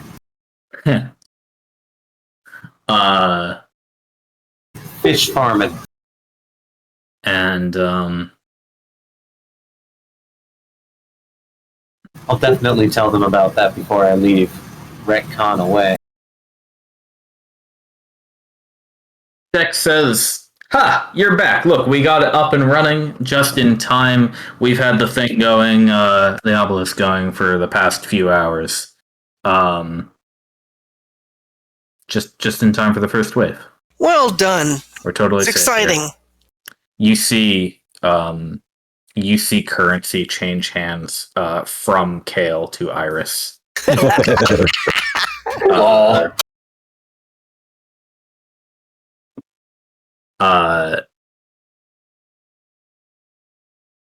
He says, so how did it go? I haven't actually called Arisa yet. Good. We have lots to talk about. Okay, let's do that next time. Okay. Perfect. On Dragon Ball Z. Nailing it, exactly. Awesome. Thanks for the session, man. This was a good one. Yeah, I agree. For joining. Yeah, it Well felt done. like good progress. Before you close your tabs, I'd like you all to add 5,000 XP to all of your character sheets. All right. Hey! I like dice around numbers that let me make really small. Me too. Wait, where's my number? 5,000? 5,000. 268 over 64. 568. Yep. Over 64. Thanks very much. Cool. Yeah. Thank you all for playing again. I always it boggles my mind how many different versions of a session you must create in advance, depending on how the roles go. I mean, really, or what the players decide. I mean, let the players decide. That's the real fucking weirdo. So like we could get Serb and Snipe and me together and probably write a book that's like because you know, spilling the secrets, you don't absolutely write out the whole of every potential choice. No, you can't. It's impossible to script everything. It's an art, and the art is okay. Where are they going? All right. Well, you do character driven. What does this person want? What is their current status? What are they willing to do to get the thing that they want? yep, agenda, 100%. You can run anything if you have those 3 facts. Right, exactly. That's awesome. So you guys, Awesome. I mean, you guys have no idea how much I admire that, because I have a pretty linear mind. And I get it, though. You can't possibly plan or do like branching dialogue for every single fucking thing that a player might think about. it's very hard. It's me coming up with pocket dust or whatever the hell I said. Pocket sand. You know, it's like... You made that up. Actually, you invented the item. And I was like, all right, yeah, what you're saying could happen. It would be like this. And so I just kind of incorporated it on the fly. Because, I thought it was a real thing. And I just happened to pull that out of thin air because... But it's absolutely... It was absolutely something that made sense within the rule set. So that's what the Dungeon Master has to do, you know? And that's like the good ones. They don't go, okay, well...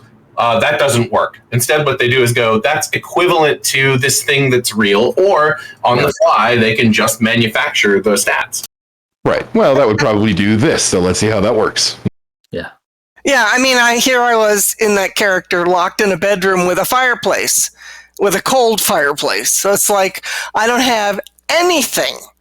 So what is there in this room? See, that's good RP. That's a good player. A lot of players like we have to. It's a strange thing. Allow me to expound for a moment. That Stranger Things plus it's Stranger Things plus a couple other things have done to the community now is that there are people that are like, we must play D&D because it is hip and cool, and we're like, yes, finally, awesome. But they are like, I've played WoW before. What does my skill do? Right? Like, okay. And you're like, no. You can just go, here I am in this circumstance. What's around me? Like, no, go ahead. You should, in fact. That's just when you bust out 4E, man. Oh, my God.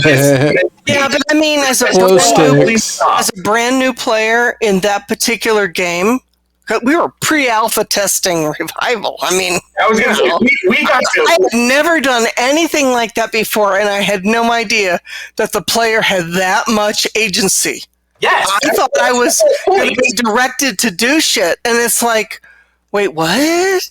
Yeah, well, and you have I hate to like... I'm going to shut down the stream here. Yeah. Have a good night, everybody. Thanks, everyone.